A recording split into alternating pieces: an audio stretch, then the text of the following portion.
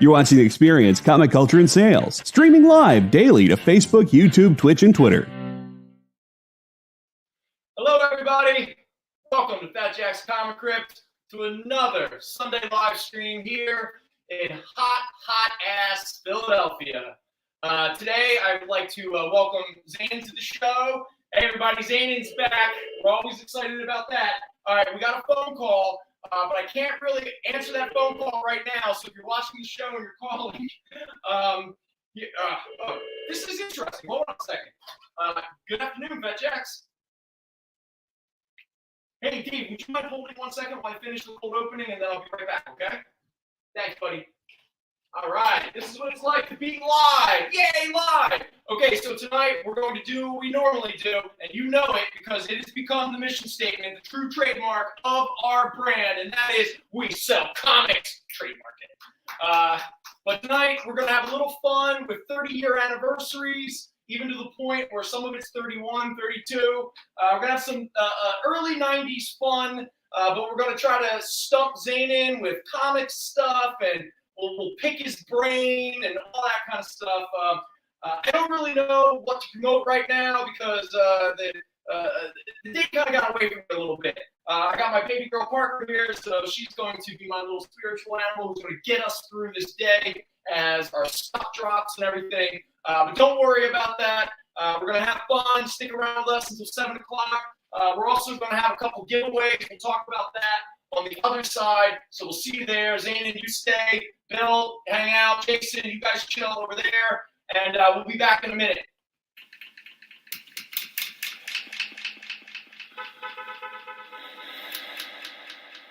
Hello.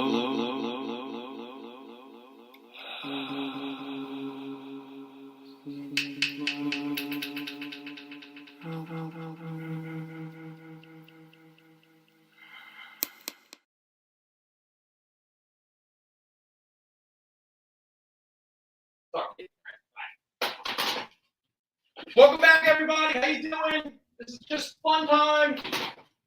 Zane and Ben, thanks for hanging out and joining us. Not a problem. And it's always a pleasure.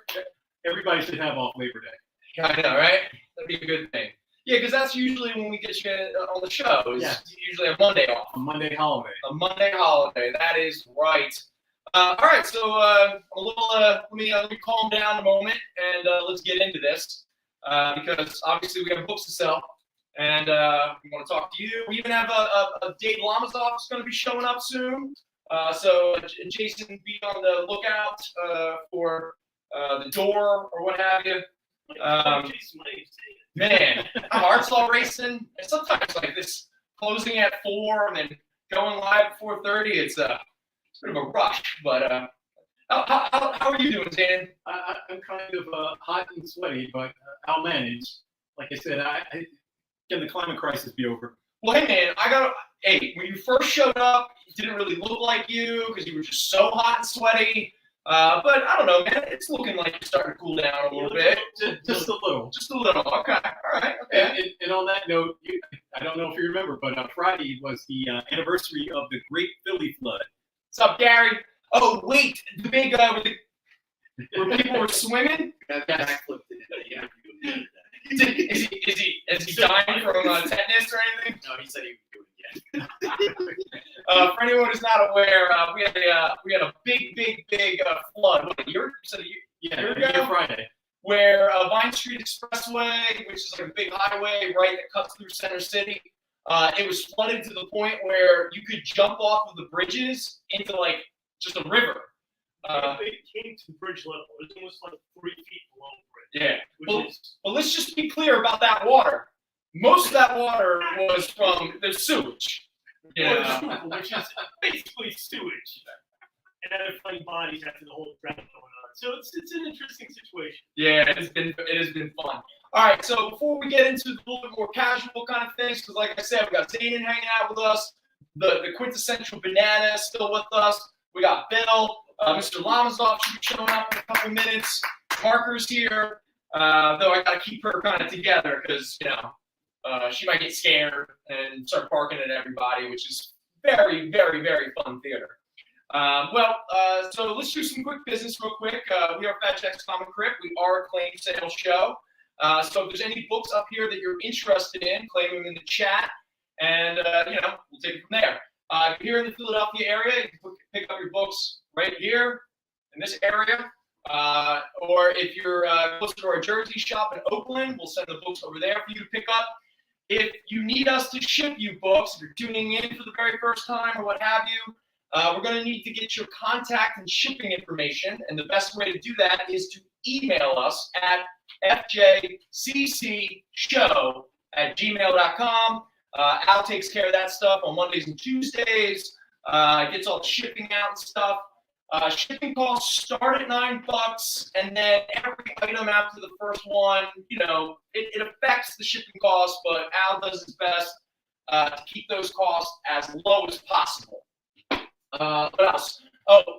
Kyle, do not put out the link to last week's Latchkey Manifesto mix because having a friend that sleeps in my basement with substance abuse issues, sometimes he's not the best at maintaining deadlines, especially when I forget the list at work.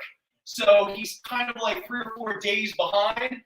Plus, he's just this really temperamental artist. It's all about like waiting for inspiration, and it's just real blowhard. Oh, dude, Roland is. Sometimes I don't know about this guy. I mean, I don't know how I maintain relationships, but this guy is just. Sometimes he just feels like he's a voice inside my head that I can't get rid of. That's what friends are for. Yeah, but so we will get Volume 9 of the Latchkey Manifesto. We'll have that ready for next week. But don't forget, this week we're taking music suggestions for Volume 10. So obviously, just give us a suggestion at any time. At some point, I look forward to Zayn's suggestion, Jason and Bill throwing us some music, and we'll go from there. We'll see if a theme pops up. Who knows? Last week kind of got dark, just to be honest. I think that's why he had the most trouble, because he wasn't sure if he should elevate the mood a little bit, comment on the mood a little, or just bring us further down. Just really drag us all down. I can't even remember what I suggested. You did Enter Delirium. Okay. Yeah. You went Enter Delirium, a little bit more on comic topic, because obviously it's inspired by the Sandman, the video game Sandman. Everybody else just went. I mean, there are like tears in my beer, and I'm too. Oh yeah. They're always like weird big. Oh, we got a Gary one. Andy Bay Riverman. All right, Gary, appreciate it, buddy. Gary in the house. Gary, hanging out, always a pleasure. Gary in the chat. Zane is in the store, and Gary is in the chat. That is true. All right, Riverman. Thanks, Gary. Appreciate it. All right, did I do all the? Oh, check us out on social media. Pretty much the one that's most updated is the Instagram at the FJC Paradox. Okay, real quick, we're gonna give away a couple things tonight. I don't even know if anyone's watching. Nothing's happening in the chat. So, wait, is my chat not working? Oh, I get it. I'm in the private chat, not the actual comments. Oh, so I missed everything. So let me just check real fast. Hey, what's up, Nick? How you doing? Happy Labor Day, everybody. Okay, sorry guys, I'm just kind of making sure I didn't forget anything, lose anything. Oh, somebody's claiming Cyborg. Okay, so that is the first priority. We will get to that in 1 second. But I just want to let everyone know, okay, because we're kind of sticking in like the early 90s, I mean, there are some exceptions. I mean, of course, Jack Kirby's birthday was last week, so of course that's an awesome. I didn't have any Jack Kirby books, but I don't know. We're gonna have some fun with the '90s. Obviously we're looking at the 30 years of Image Comics, and so we have some big ones up here. I don't know if anyone cares, but we'll find out. That's for sure.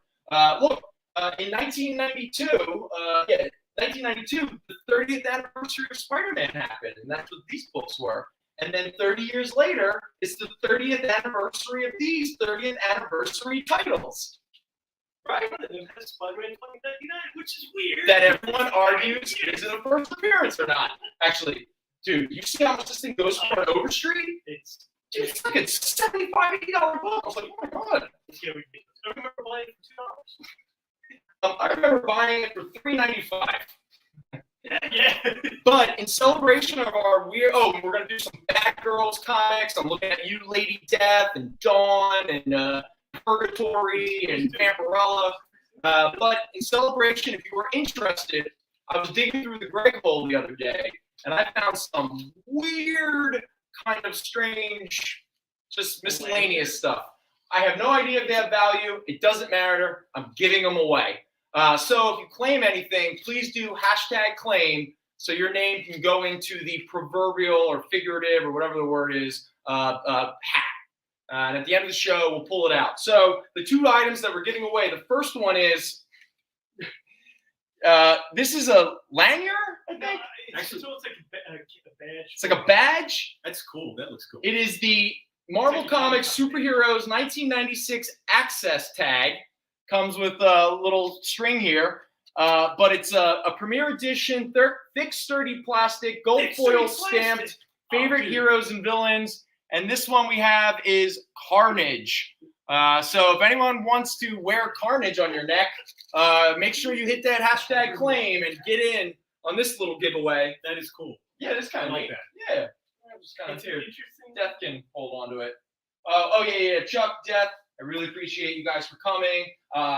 These lunatics, I don't know what to do with them, but as long as you two are here with me, I feel better. The second thing that we're going to give away is a random master foil from the defunct Hero Illustrated magazine. Do you remember Hero Illustrated? I do not. Really? No. The only competitor that Wizard had for a brief period of time? I didn't even collect Wizard. Oh, so you weren't even a Wizard guy. Okay. That was for us dorks. I was buying Wizard. We were children. Yeah, we were children. In the early 90s. Yeah, I know. Well, anyway, back in 1993, to promote some of their Alien Predator stuff, they put out this, what is this, out of 1,500?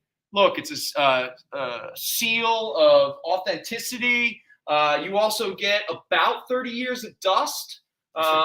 So Lots of shavings of skin there. I really do think that there's a real theme here that we're going with. 30 years, 30 years, 30 years. I don't know where I'm going with this. 30 more. But anyway, if you want the Hero Illustrated Master Foil card, hit #claim when you claim a book. What do you remember about 1992? Everything. 1992. Being happy. So I would have been in 7th and 8th grade. So that was the summer between 7th and 8th grade. What do I remember? I read a lot of comics and watched a lot of movies. I made out with girls in playgrounds. We used to sneak out of the house late at night. Awesome. You know, that was fun. Go to the playground at 3 in the morning. That's not going to sleep that night and stay up 24 hours. And they get punch drunk at the end of the night because that's what happens when you don't fall asleep for 24 Very true. hours when you're a kid. Probably drank way too much Joe Cola. Oh. All right. Oh, Gary. Yep. Oscars, baby.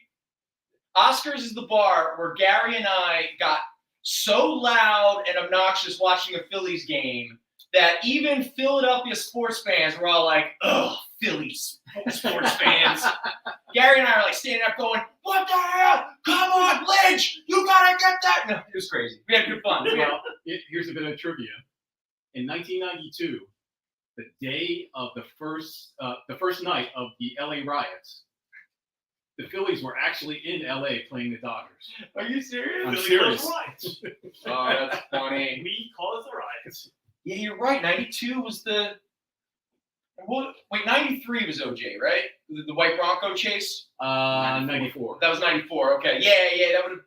Okay, I wasn't in high school when that happened. All They're right. like, we can't make him guilty. Yeah.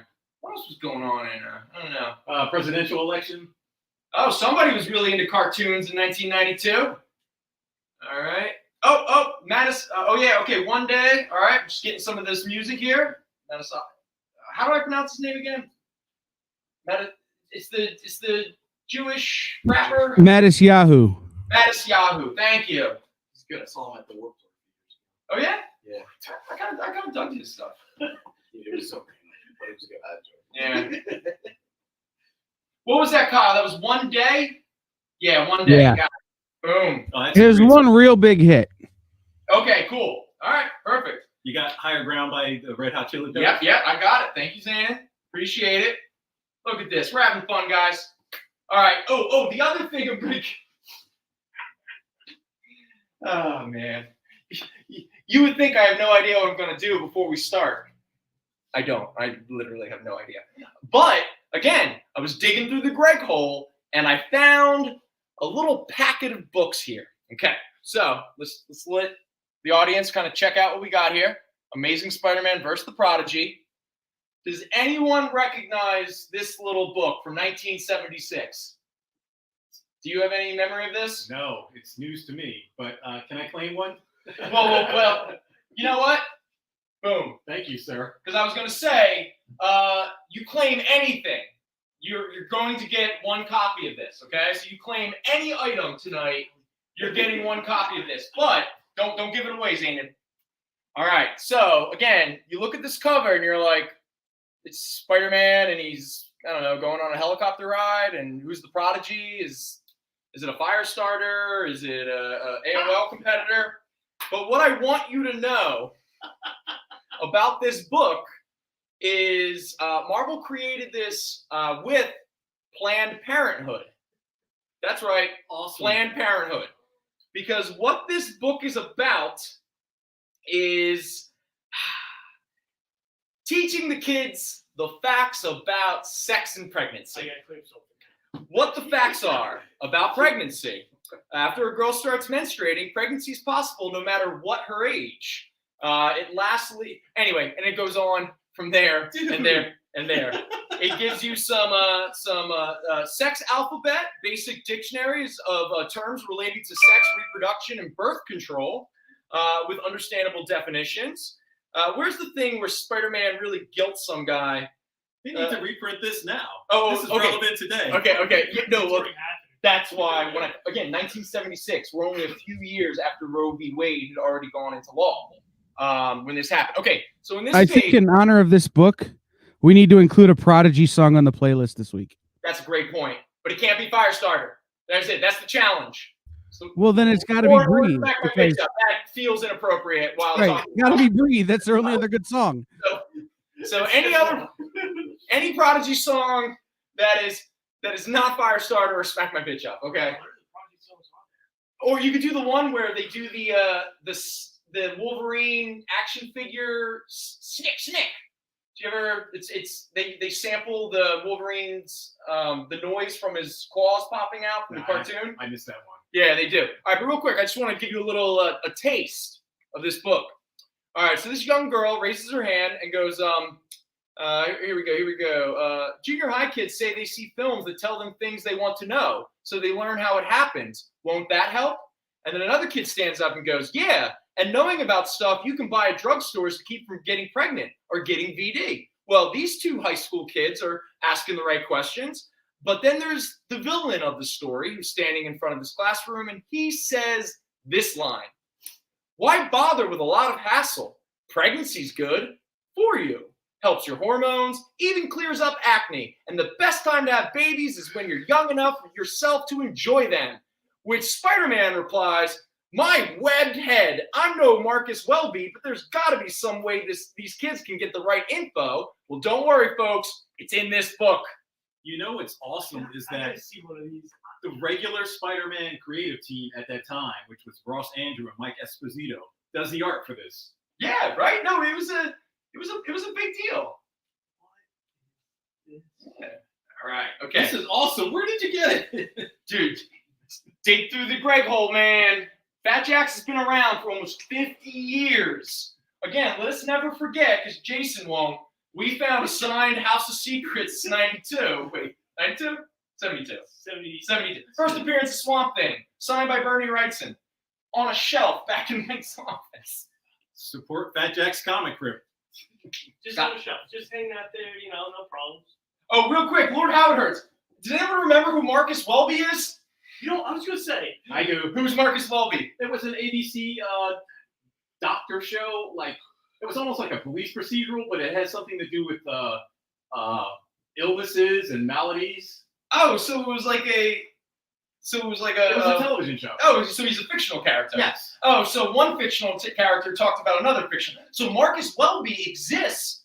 The show exists in the Marvel universe. Well, that was Marvel always had a way of nudging the readership that they were into popular culture. Yeah. There was an early issue of Spider-Man in which Aunt May chastised Peter because she was late getting home to see the Beverly Hillbillies.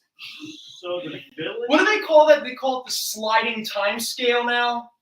Like, Yes. So in regards to like Marvel continuity, whenever you go back and you read a comic where they mention like a pop culture thing or something that dates it, they all lump it together in this sliding time scale, whatever. Yes. All right. Okay.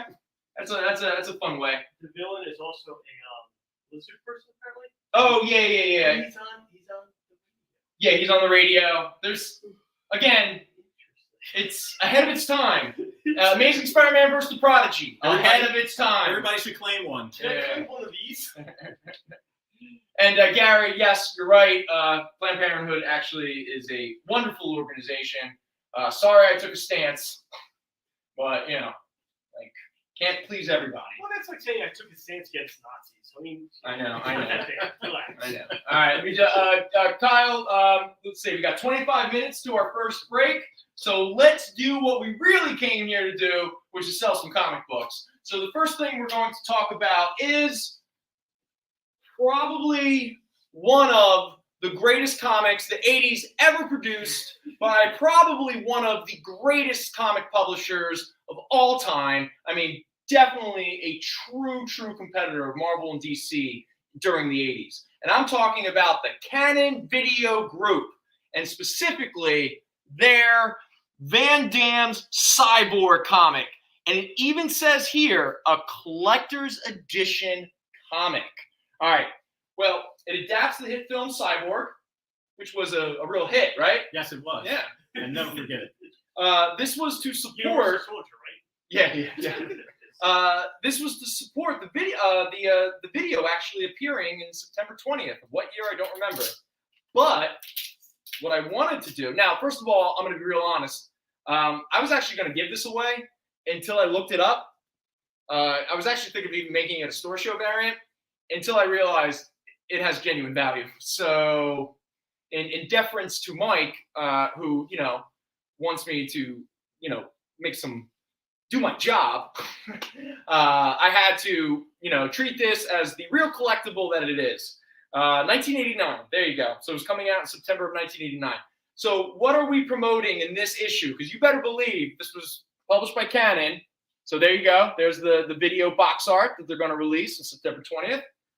See if anyone remembers these. Does anyone remember the Charles Bronson film Kinjiti, Forbidden Subjects? Yes. Was it Death Wish? Well, did you know that desire, temptation, and revenge have no cure? Where Charles Bronson is concerned, yes. Evil with no cure, a warrior with no fear, American Ninja 3, Blood Hunt. I do remember that. All right. Okay. Does anyone remember? Now, where's Al for this? Michael Dudikoff, everybody. Does anyone remember that Michael Dudikoff show or movie, River of Death? Oh, Canon, you're so crazy. Nobody? River of Death, directed by Steve Carver. Sounds like Philadelphia last summer. Yeah, I know. Yo! Man, there's some synchronicity going on tonight. All right, does anyone remember a movie starring Tommy Lee Jones and Virginia Madsen? It's a supernatural mystery with undying passion. I'll give a hint. The title of the movie is based off of a city in D.C. When I say DC, I mean DC Comics.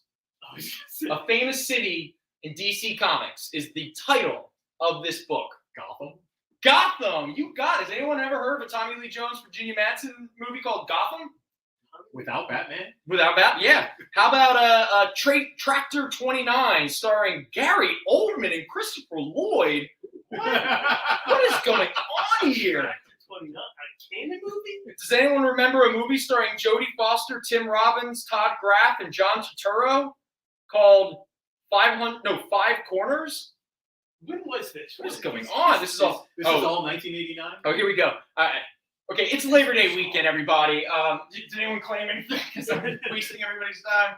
All right, here. So I'm going to name off a couple. Now, New Year's Evil, I definitely remember, but the rest of these I do not recognize. Crucible of Horror, The Beast in the Cellar, Dracula's Last Rites. B. Wiley, don't worry, buddy. This is yours, man. How about Klaus Kinski in Schizoid? Nope. How about The Blood on Satan's Claw?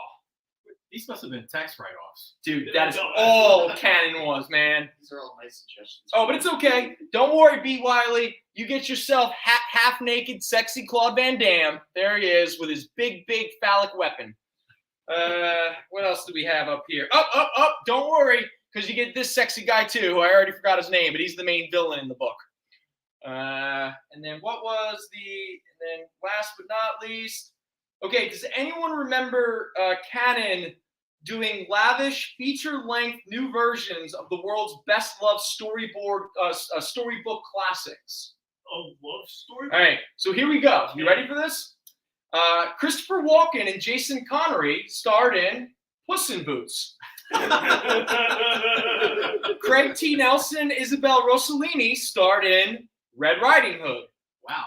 Really? Diana Rigg and Billy Barty It's tax. starred in Snow White. These are tax write-offs. I know. This is insane. Rebecca De Mornay and John Savage in Beauty and the Beast. David Warner and Cloris Leachman in Hansel and Gretel, with Cloris Leachman as Gretel. No, she was obviously the witch. I'm actually now interested to see some of these. Dude, right? Some of these. Here's one.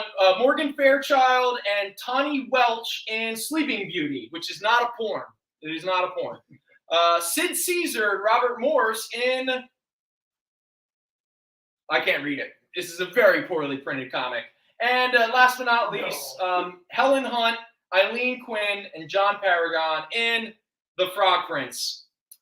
But here's the one that I was most excited to share with everybody. And I want to know if anyone knows this. Okay.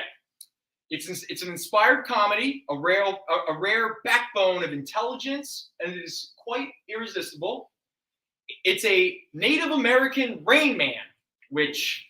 I don't know if that's going to age well, but it's a sacred quest, a noble warrior, a 64 Buick, and a Big Mac to go.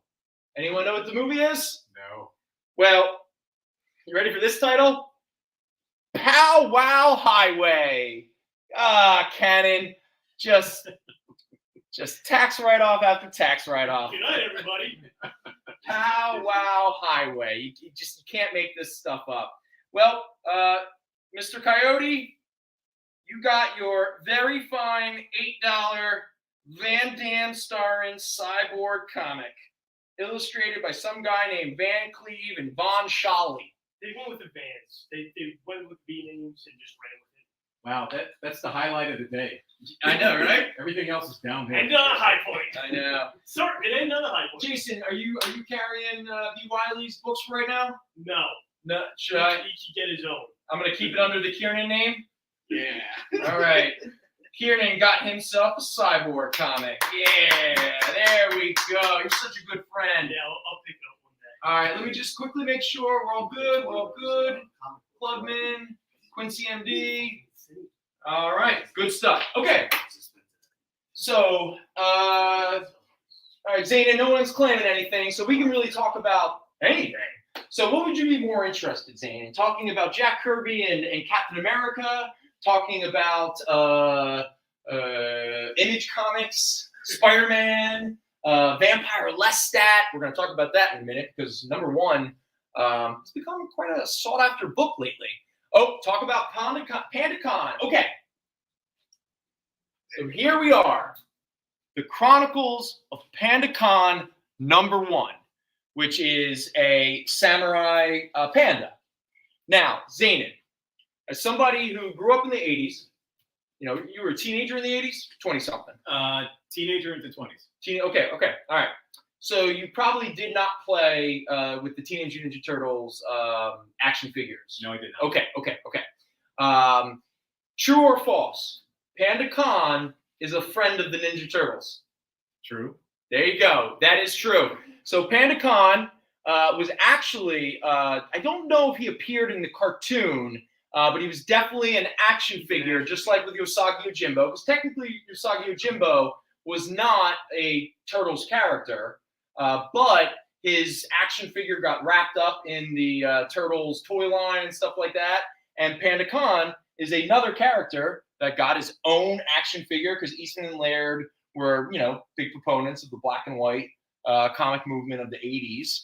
And if you created an anthropomorphic animal that also was either a ninja or a samurai, you would most likely get an action figure, part of the toy line. That's cool. Yeah, so Chronicles of Pandacon, this is probably the only issue of Pandacon that actually has some value, because every other book I looked up is valueless. But this is Chronicles of Pandacon, #1 from Abacus Press. Do you remember an Abacus? A-B-A-C-U-S? No. No? News to me. Zanin, I bring you here so you can just really open up our Jeez, wealth of knowledge. As I'm sure that you will be able to relate to, there was a certain segment in the 1980s that just completely blanked. Just blanked it out, yeah. Especially when it was a bunch of anthropomorphized animals. Absolutely. That was never your thing, right? They scare me to death. Every time you see this animal, This is a very fine plus at $8. They freak out a little. Oh, no, I was a fan of Frisk the Cat. Well, that makes sense. All right, so boom, that's our Pandacon. Let me just check real quick. All right, we're doing pretty good. Favorite Turtles ripoff. Oh, there we go. Yo, Lord Howard Hertz, thank you for that segue. Where are you? Where are you? Where are you? Because guess what? I am here to entertain. I'm not good at it, but I'm here to do it. So Lord Howard Hertz, if anyone noticed in the chat, Zane, you're not in the chat, so you didn't see this, but he said his favorite parody or ripoff of the Turtles was the adolescent radioactive black belt hamsters. That was another favorite of mine. I do remember that. Guess what, man? Boom! Adolescent black belt, radioactive black belt hamsters. There we go. All right, so first up, we have issue #3. That's a very fine at $4. The 3D glasses do not come with it. Sorry, even though the cover says they do. But we also have, now this was my favorite, and it was a Christmas issue. Issue #4 of Adolescent Radioactive Black Belt Hamsters, 3D, where they fight Santa Claus. But with this one, the 3D glasses are included. I did check, which is why it's $5. Very fine plus, $5.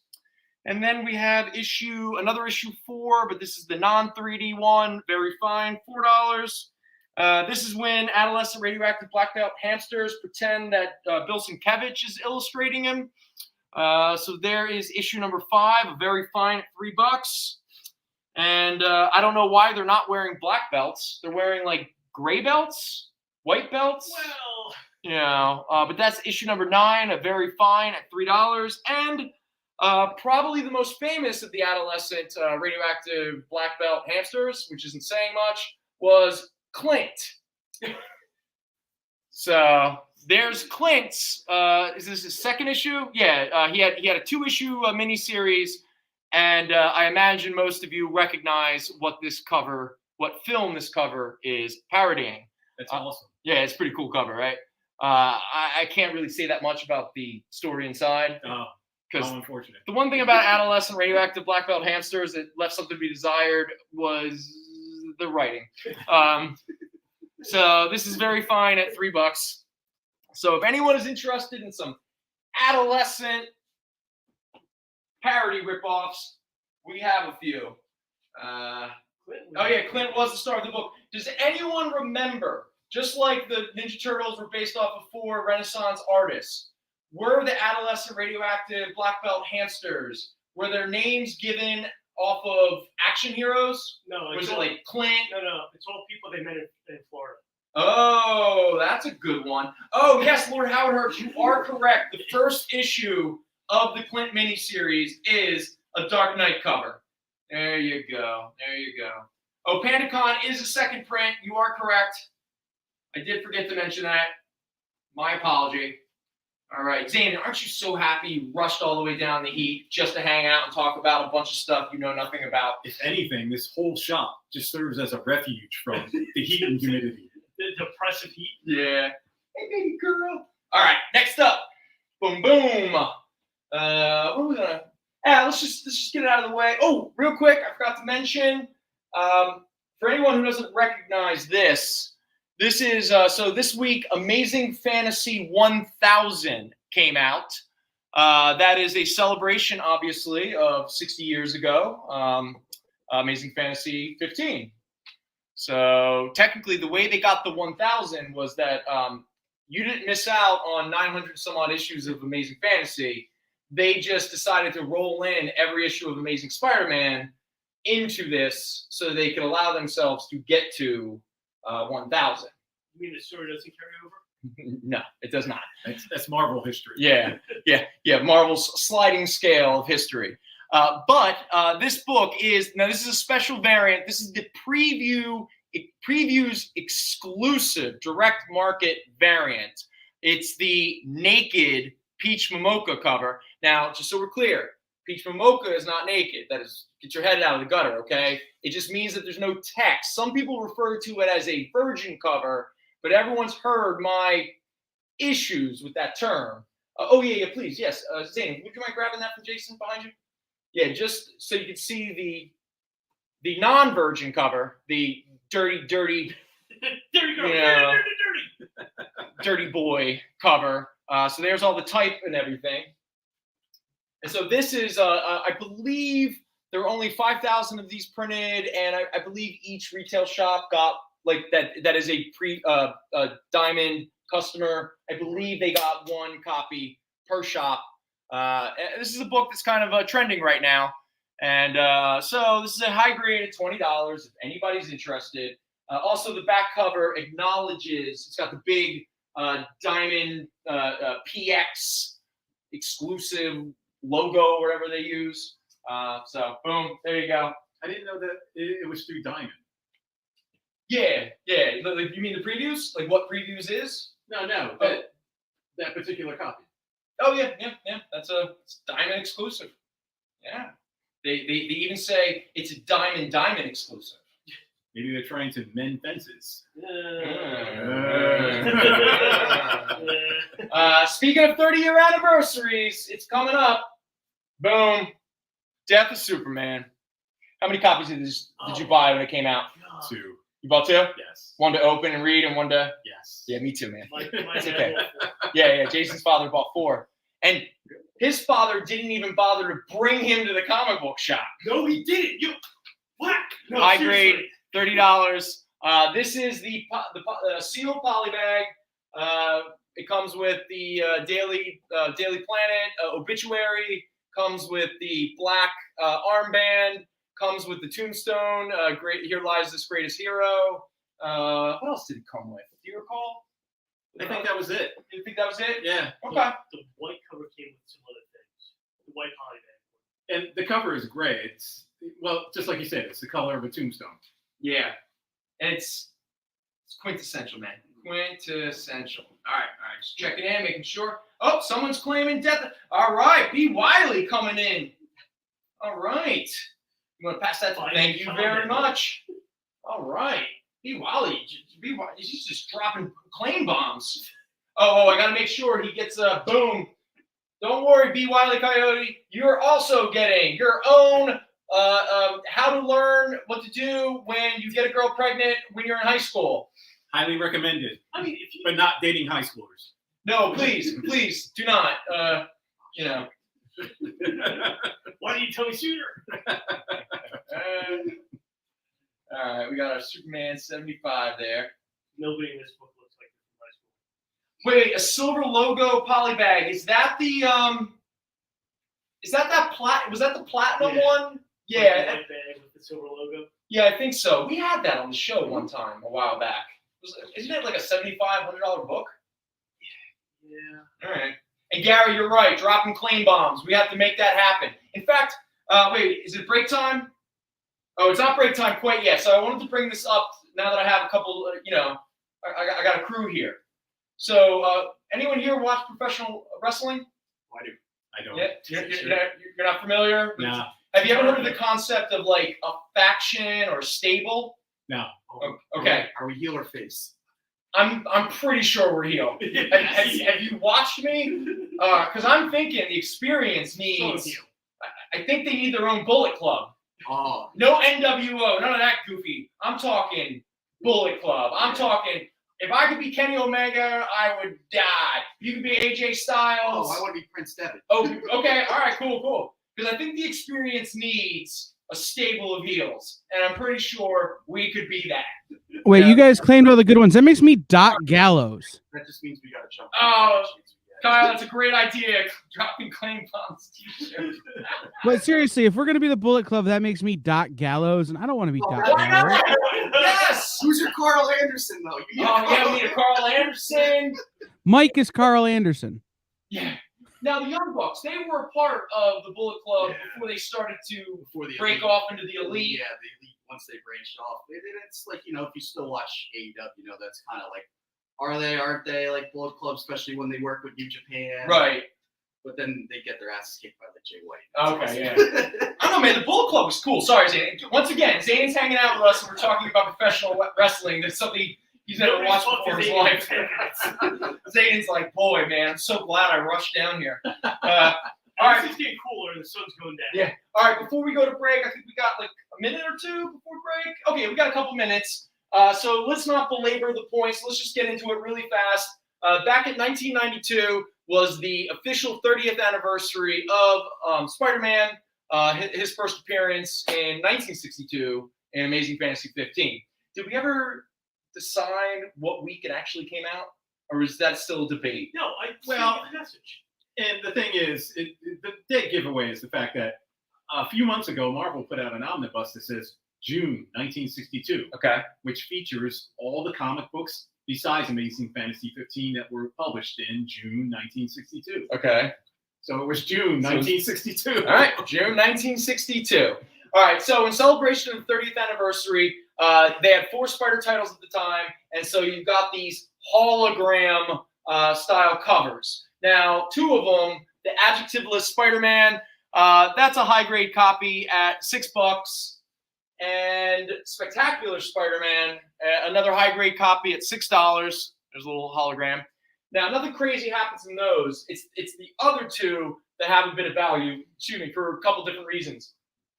First up, we have, will you let Mr. Lamazoff in? Yeah. So there's Web of Spider-Man, number 90. That is a high-grade copy at $10. And then we get the Amazing Spider-Man 365. Now, this was a really big one that has a lot of value right now. That's a high grade at $40. Now, there's a debate. Oh, Nick, I got you. Don't worry.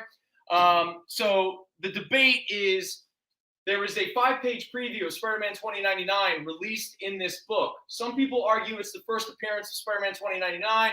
Other people argue it's the first issue of Spider-Man 2099. It's an ad, so I mean, I'm with you. Zanin, Lord Zanin, excuse me, I forgot his nickname. Gary would like to know your favorite Spider-Man character. Gwen Stacy. Look at Zanin crushing it. All right, so on that note, we're going to take a break. Nick, I got your books. Don't worry, they're claimed.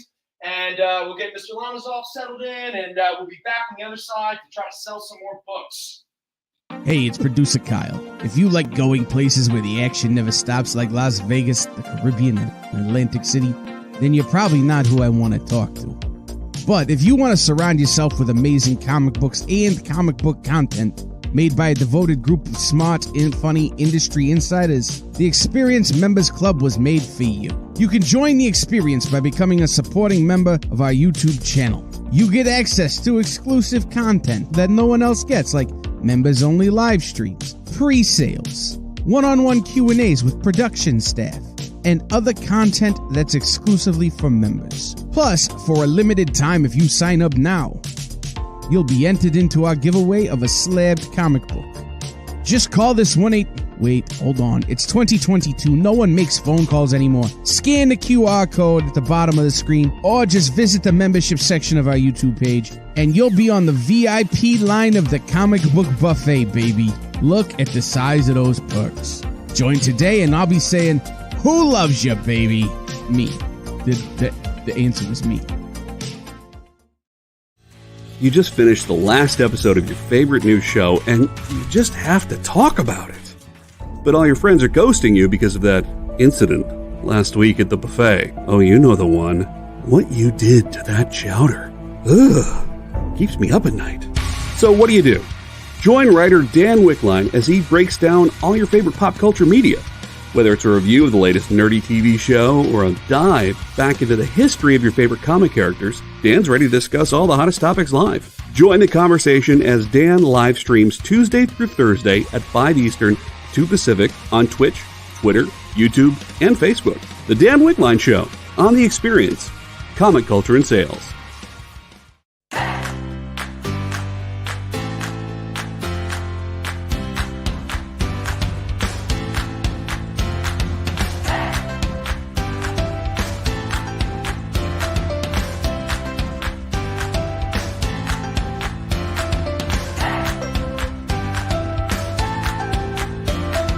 There's something for every imagination at your local comic shop.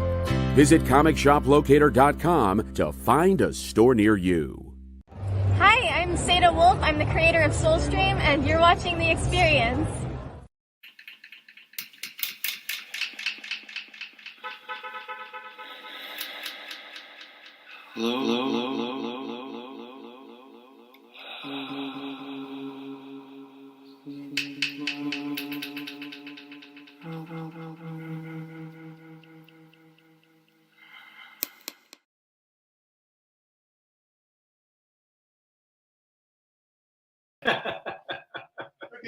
Welcome back, everybody. Oh, what do we got, Mr. Longzon?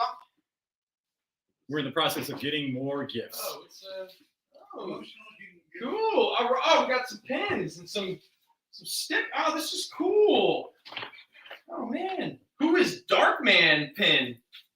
Oh, Dave, these are cool. That goes back away. Darkman. Yeah.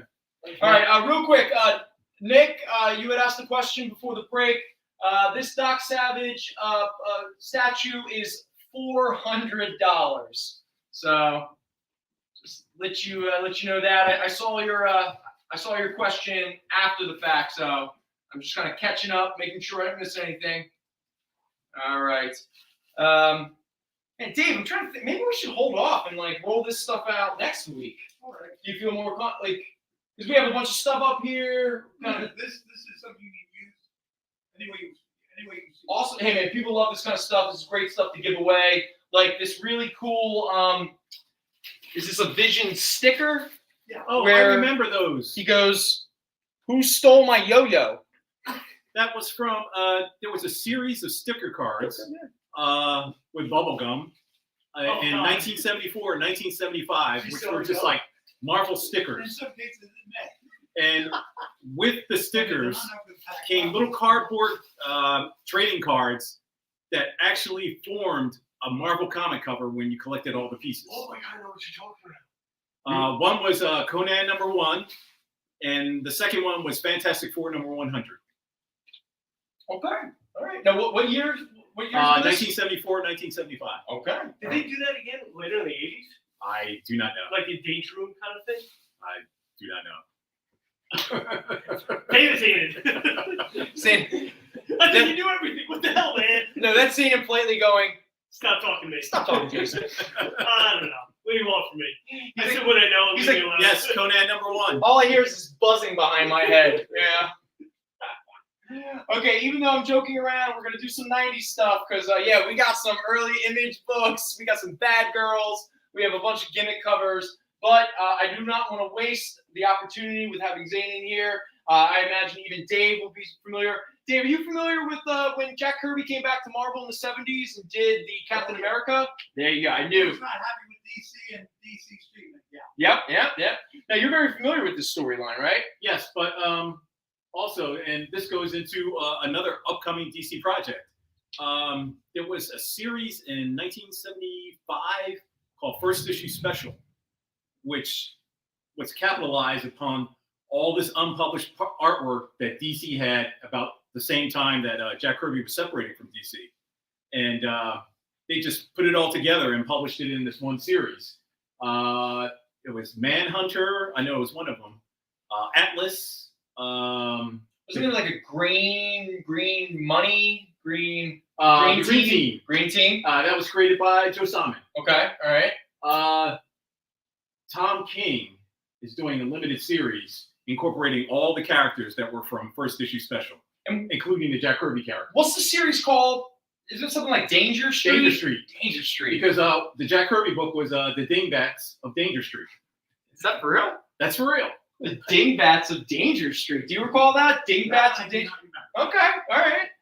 Now, was Dingbats of Danger Street, was that a group of characters, or is that just the sort of the name for all those random characters? It was a mid-70s kid gang. Ah. You know, Kirby and his kid gang. Yeah, they used to do a lot of kid gangs in the 1940s. Well, he just applied the same idea in the 1970s. It was one of his throwaway ideas as he was walking out the door at DC. That is fun. That is fun. All right. So, speaking of which, this is.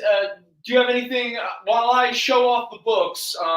Would you like to let everyone know what the Mad Bomb storyline was? The Mad Bomb story was basically $193 mid-grade, $13. A lot of mutates, which was a staple of a lot of Jack Kirby stories in the 1970s, were plotting to take over the United States through mind control. And Captain America and Falcon, as they slowly began to find out about this insidious plot, worked against the mutates. Unfortunately, it didn't have a type of climactic, satisfying ending like Captain America and Falcon 175, where you find out that President Nixon was the head honcho of the Secret Empire. The Great Secret Empire. Now, did the Kirby stuff make it up to issue 200? Yes, it went beyond 200. Okay. Oh, that's right, because after 200 was where you got the Dimension Z stuff? Yes. Or the Arnim Zolt, when it got really weird? Yes. That's my favorite. That's like that, and when Kirby did Captain America with the Red Skull and the Cosmic Cube stuff, which was Tales of Suspense. Yes. Yeah. Those are probably my favorite of that era Captain America like stories with Kirby, because it was weird Kirby. I like weird Kirby. Yeah, no offense to Kirby's romance comics or war comics or his little boys that run around and live in endless summers. Boys Ranch. Yeah, some of those titles. We last time you were on the show, we had some fun at the expense of some, let's call them innocent names. You know. Yes, Nick, 193. That is the first issue of the return of Jack Kirby to the Captain America title, even to the point where King Kirby is back and greater than ever. Plus, you get the quintessential Jack Kirby figure running towards. And now, why do you think Kirby always wanted the character to be punching the viewer? I would like to think that he wanted the viewer to want the book, but instead he's always promoting violence towards the viewer. That was a Stan Lee thing. Stan Lee was all about, and when Stan Lee used to plot his stories with his artists, he would actually act out the book in positions that he wanted the superhero to appear on the cover. To bring it back around to wrestling, that Captain America is Tony Schiavone, AEW announcer Tony Schiavone's favorite comic. And when they did the graphic novel of his life story, they did a parody cover of that comic where Tony awesome. is in the Cap position. Really? That's awesome. That is fun. Hey, Mr. Bird, how you doing there? What's going on, Kenneth? I'm just taking a quick moment to just kind of make sure I'm not missing anything. It's the one little thing. I just kind of, all right, cool, we're good. Again, if anyone has any questions, no, Parker, stay. There's too many people. Come here, baby girl. No, you're going to bark at everybody. Come on. I know, baby girl. Come on. Sorry, everybody. Come on, Parker. Come back here and take a nap, sweetie. Come on. Let's go back to your place. There's my happy place. There's my baby girl. Go lay down. Thank you, everyone, for being patient. my baby girl with me. Okay, now, yes, Nick, don't worry. We're moving on to the vampire Lestats. Real quick, Captain America 194, mid-grade, $7. 195, same thing, mid, $7, and 196, mid, $7. Okay, so does anyone remember when Anne Rice died? It was pretty recent, right? Or like within the past year? Oh yeah, Anne Rice is dead. Yeah. So with the death of the author Anne Rice, who is probably most famous for Interview with the Vampire. Her most famous creation, obviously, is the vampire Lestat, played by Tom Cruise in the Neil Jordan Interview with the Vampire movie, which actually holds up pretty well. Well, you know, AMC is doing a remake. Well, that brings me to not only is her death caused a little juice into some old 80s Anne Rice adaptation comics, but the vampire Lestat in particular is on the rise, which, here it is, the first appearance of the vampire Lestat in comic books, issue number 1 from Innovation Comics. Do you remember Innovation? Yes. Yeah. What else did Innovation do? I think they did an adaptation of Speed Racer. Oh, they were the Speed Racer. Okay, good stuff. This is a high-grade copy at $20 with a beautiful John Bolton cover. Looks a little like John Constantine as a vampire. Did you ever read this? No. Yeah. So there we go. Vampire Lestat number 1. Now, baby girl, come here. Why don't you lay down? Lay down. So the Vampire Lestat series was a 12-issue series. Now, regrettably, we do not have the whole series, but we have most of it. So up there, here, Zayn, would you mind showing everybody issue 2 through 5 while I look for the other issues that we have? Just show off those gorgeous John Bolton covers for me, my friend. Now, I have a question. In the series, this is issue 2, $10. Are they adaptions of the movie, the book, or are they all new? Those comics? Yes. The book. The This is issue 3. Price is $6. Lord Howard's, yes. He stated that Now did Speed Racer. Oh, okay. So we were off there. I got This is issue 4, $6. Issue 5, oh, great cover. Also $6.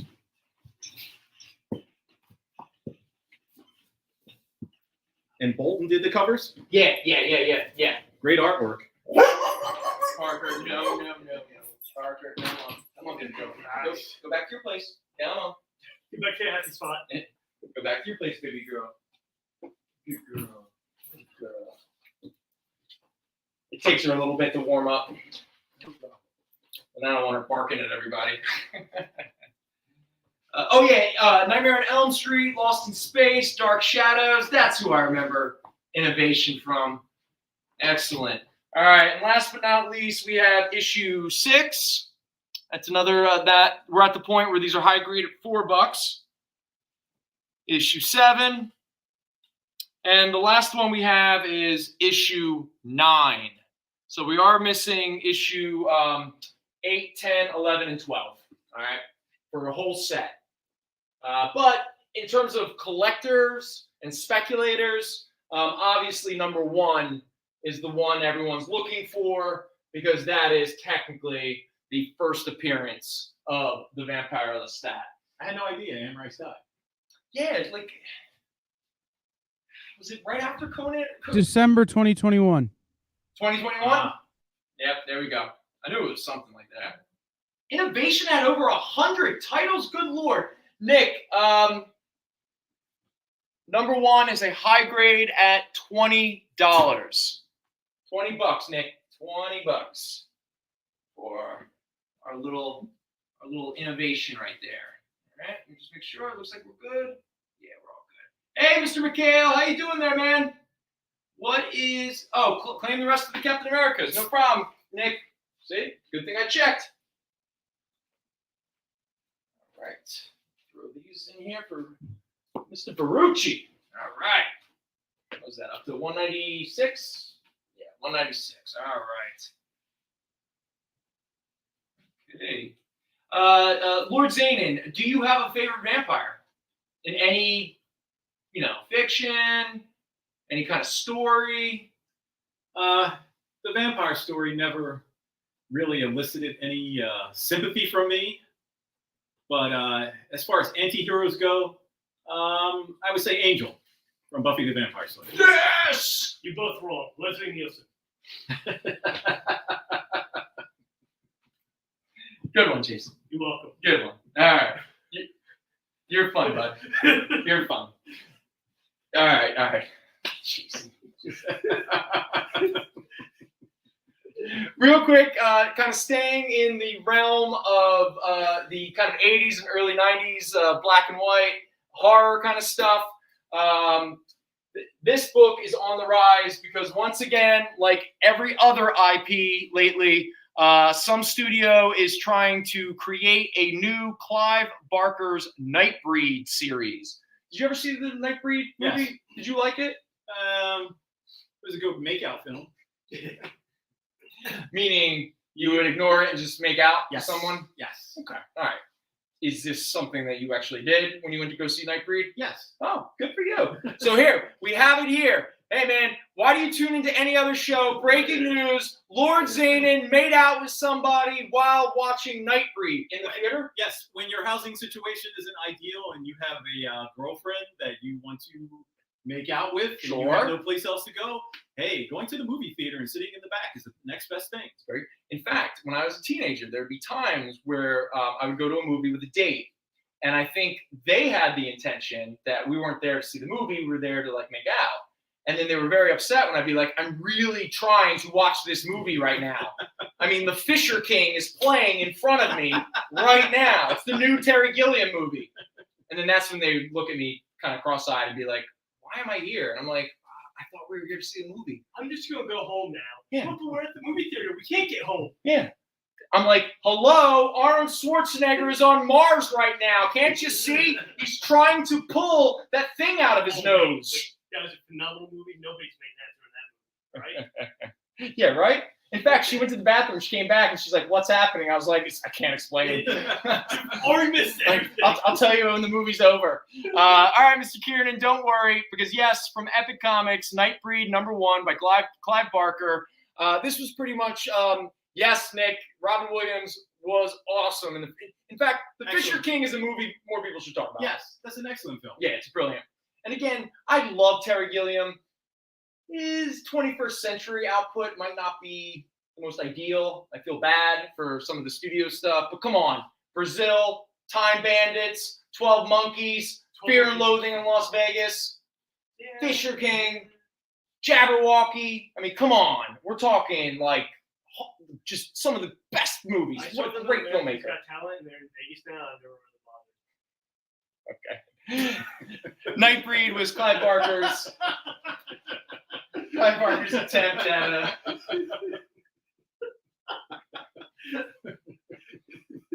good times, Jason. Good times. Nightbreed. All right. Zane and Gary wants to say, what is it? He quoted you. I don't like vampires, and that's why you and him are friends. Oh, cool. Mr. McHale, you got it, man. Bela Lugosi. No one did it better. Actually, you know what?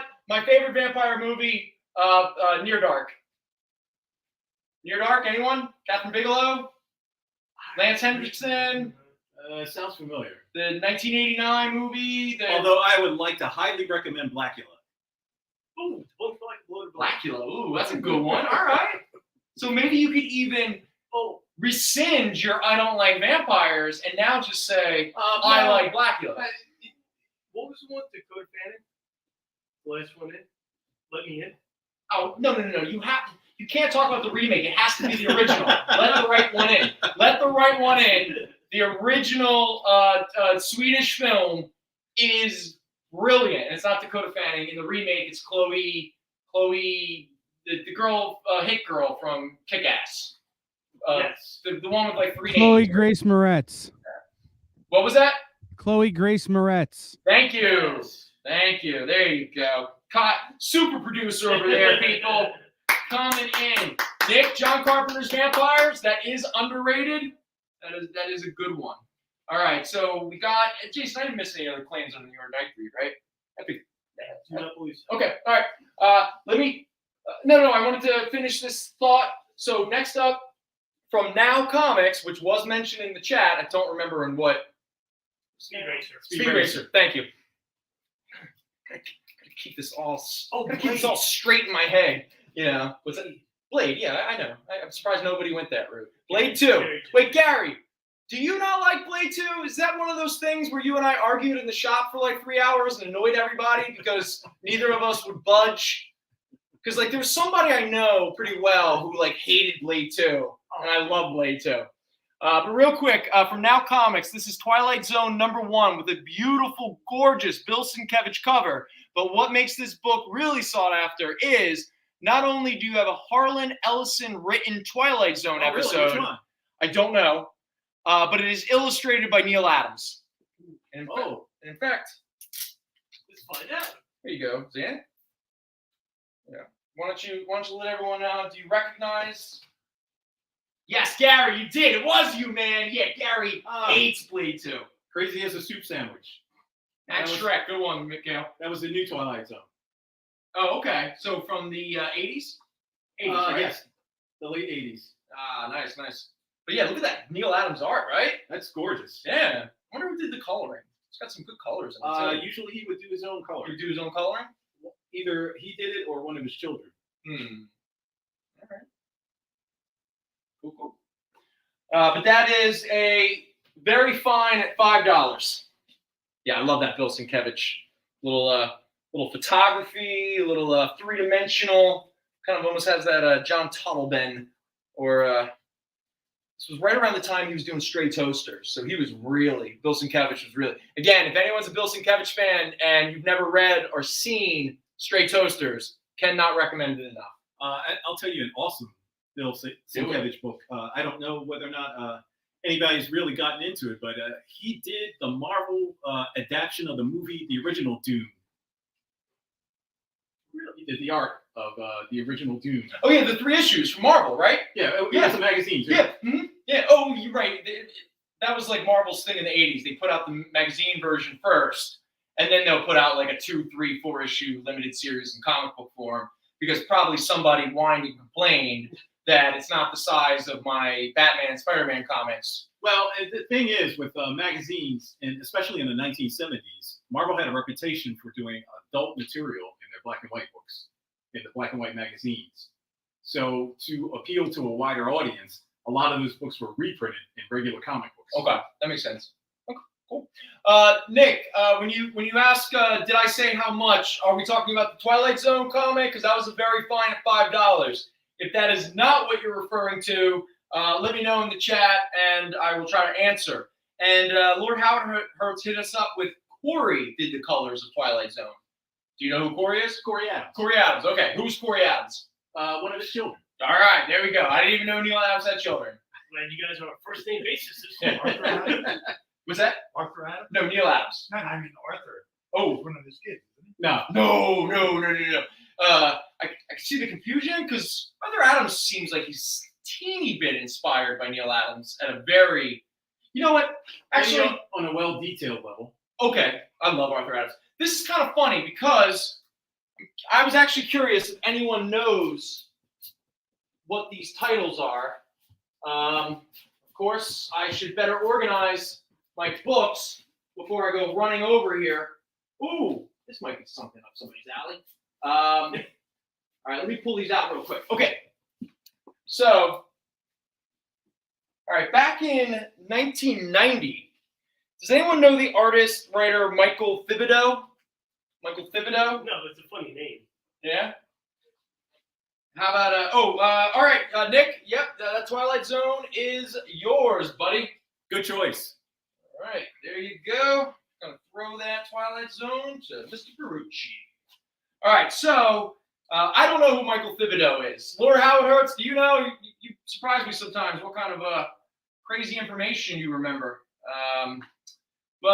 So Michael Thibodeau, who I guess must have been like a good friend of a lot of people in the industry, because okay, there we go. All right, so Michael Thibodeau inked Jack Kirby a lot, which makes a lot of sense because he did a series that he wrote and illustrated called Last of the Viking Heroes. And almost every cover is drawn and inked by, I guess, one of his, co-workers, friends, whatever the case may be. And one of the big ones was Jack Kirby. Also, Genesis West, which was Michael Thibodeau, was the first time that the last Jack Kirby work called The Phantom Force, when that first appeared. Here's Genesis West. We'll get into that in 1 second, but just a little tease. In the radio, they call it something I don't know. So this is Last of the Viking Heroes, #1, written, illustrated by Michael Thibodeau. But again, he got a lot of his buddies to help him ink and draw the covers. But more importantly, with this particular issue, issue #1, now this is a high grade of $5. A lot of these issues are signed by Michael Thibodeau, but they're signed in the, the old industry standard where they would do it on the first page, like the bottom or the top. So here, Zane, would you mind opening up to the first page and show everybody the signatures? Great cover. Yeah, right. Oh wow! Seriously, Jack Kirby. There you go. Signed by Jack Kirby. Now again, I can't certificate of authenticity it or anything like that, but I'm pretty sure that is Jack Kirby's signature, signed in red ink. Wow. Yeah. Pretty cool, right? Yes, that's awesome. Yeah. When I found that, I was like, what the heck?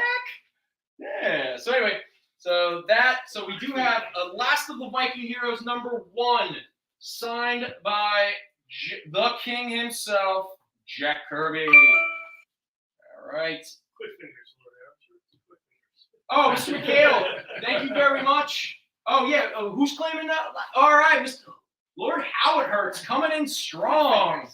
All right, let's get you up here. Let me make sure. How it hurts. There you go. Howard Hurts. Yeah, that's his name. Lord Howard Hurts. Last of Viking #1. Boom, it's yours, buddy. All right, now let's talk about the rest because Michael Thibodeau had more than one friend, that's for sure. Good for him. Now, What's that like? from going forward, a lot of these books are signed, but they're only signed by Michael Thibodeau. The only one I got so excited about that I put a little note on the bagging board was obviously Jack Kirby, because we are all going to get excited when Jack Kirby signs a book. Jack Kirby. All right. So, but like I said, here is issue #2 of The Last of the Viking Heroes with his buddy George Perez coming in to do a cover assist. And then we have a cover assist on issue #3 by John Byrne. And then, now this one is awesome. This cover is actually illustrated by Jack Kirby and Dave Stevens of Rocketeer fame and many, many, many, many, many sexy pinup girl drawings. But yeah, this is a Jack Kirby, Dave Stevens joint, little jam band.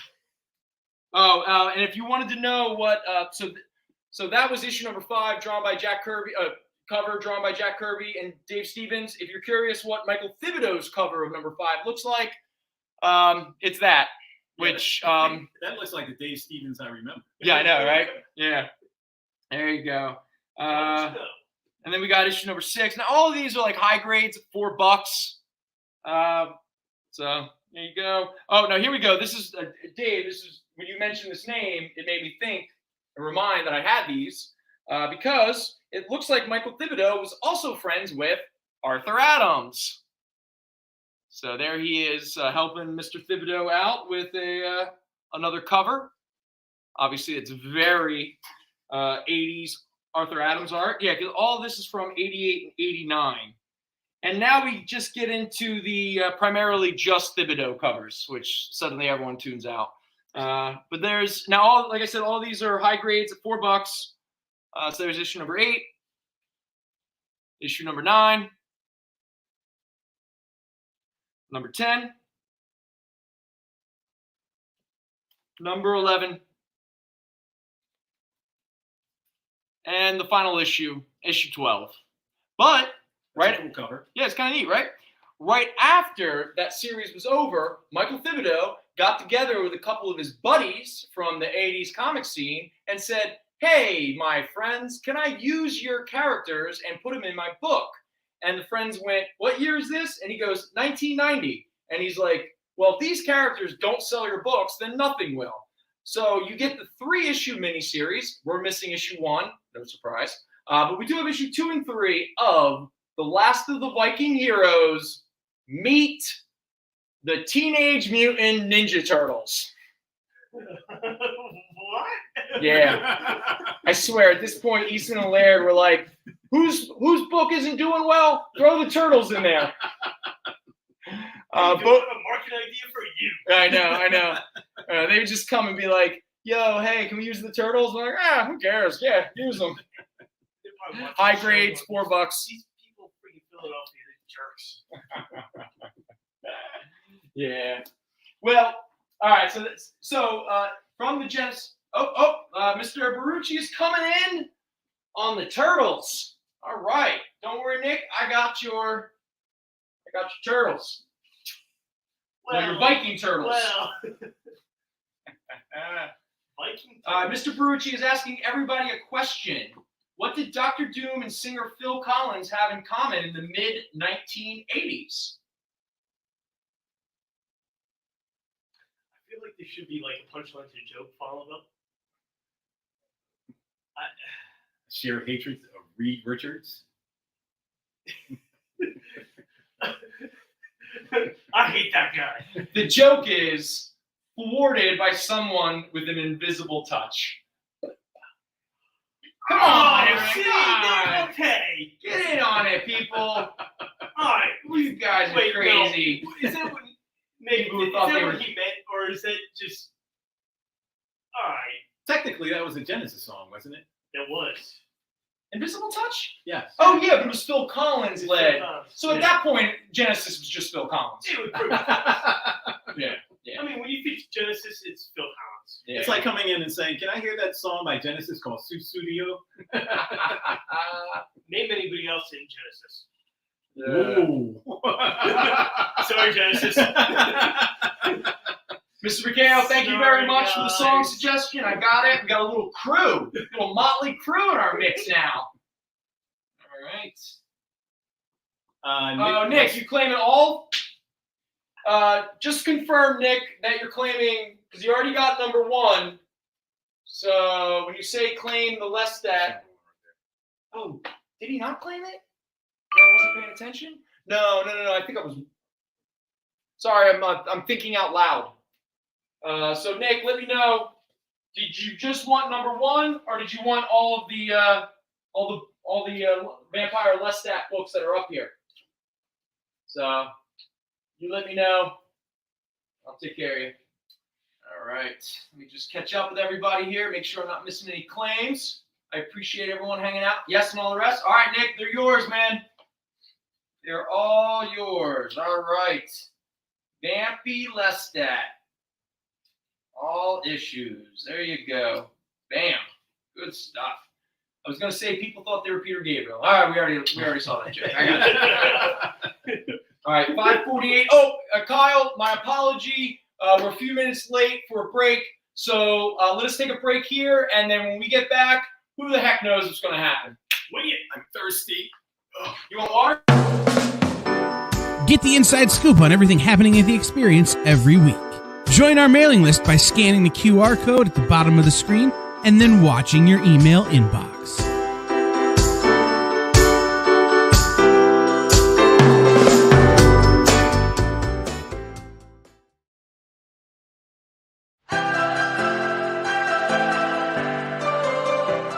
This is The Experience.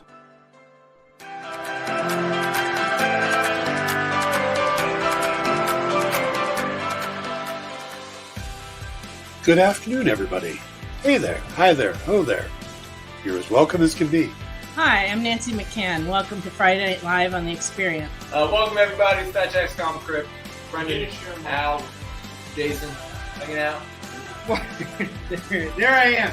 Welcome back to Kicking It with Henry, folks. I am your host, Henry Compa. It's great to be here with you guys. So we are going to talk about books that are in stores this week. Hi, everybody, and welcome to Mishmash. Hello, and welcome to the Black Comics Universe, presented by Peep Game Comics. And you gotta love it that the first people in a minute to skim it are creators. Up, everybody! Welcome to another Wednesday Warriors. My name is Joey Galvez, and this is my pal Ambrosia. Hey, everybody! Welcome to Space Cadet. Hey! What's up?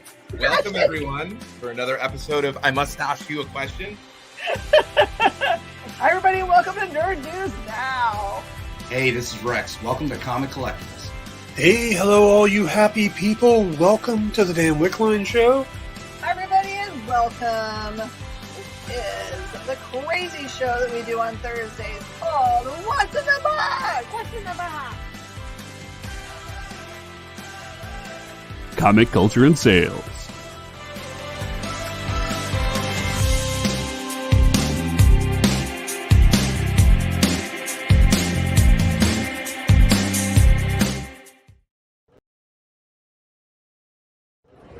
Hi, my name is Brian Phillipson, co-writer on Weed Magic and co-founder of Bliss on Tap Publishing and home of Duel, and you're watching The Experience.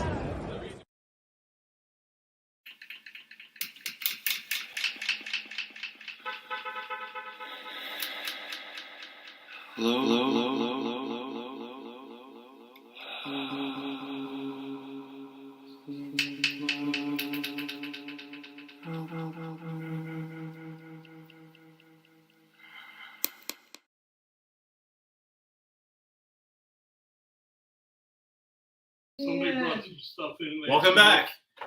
Hey, everybody. I'm just looking at Mr. Lamazov. He showed us a copy that he had from when he was a kid, Avengers 48. And somebody, tore it in half. But Dave here, being the true comic book fan, painstakingly taped it all back together. Dude, that's wild, man. That's awesome. And what were you saying, Mike? I was saying somebody brought some books in, and there was an issue where someone neatly cut out the Marvel value stamp, and then retaped it back in. For what purpose? Do you think they just changed their mind? Or? Who knows? Maybe they cut it out and realized, I made a big mistake. The tape was all yellowed and brown and flaking off. That's anyway. like that, kind of like the old school, early. Maybe they found they had one already. That's so funny. Yeah. Recently, with those Vampire Lestat books, we were talking about John Bolton as a cover artist. Well, I just found a 2-issue Dark Horse Comics miniseries. Gary, let me know what this character's name is, because I forgot, unless you know. Bran Mockmar? It's Robert E. Howard character. Yeah. You got me. I know. Brock Lesnar. I know it's a 3-name type of character. Yeah. Well, written by Roy Thomas, illustrated by Gary Barker, with beautiful. Oh, and Aaron Lopresti. This is the 2-issue miniseries, Robert E. Howard's Kings of the Night. What is it? Braun. It's a Star Wars character. Oh, because I swear to God, I think it is Braun Mockbar. Braun Mockbar is a Star Wars.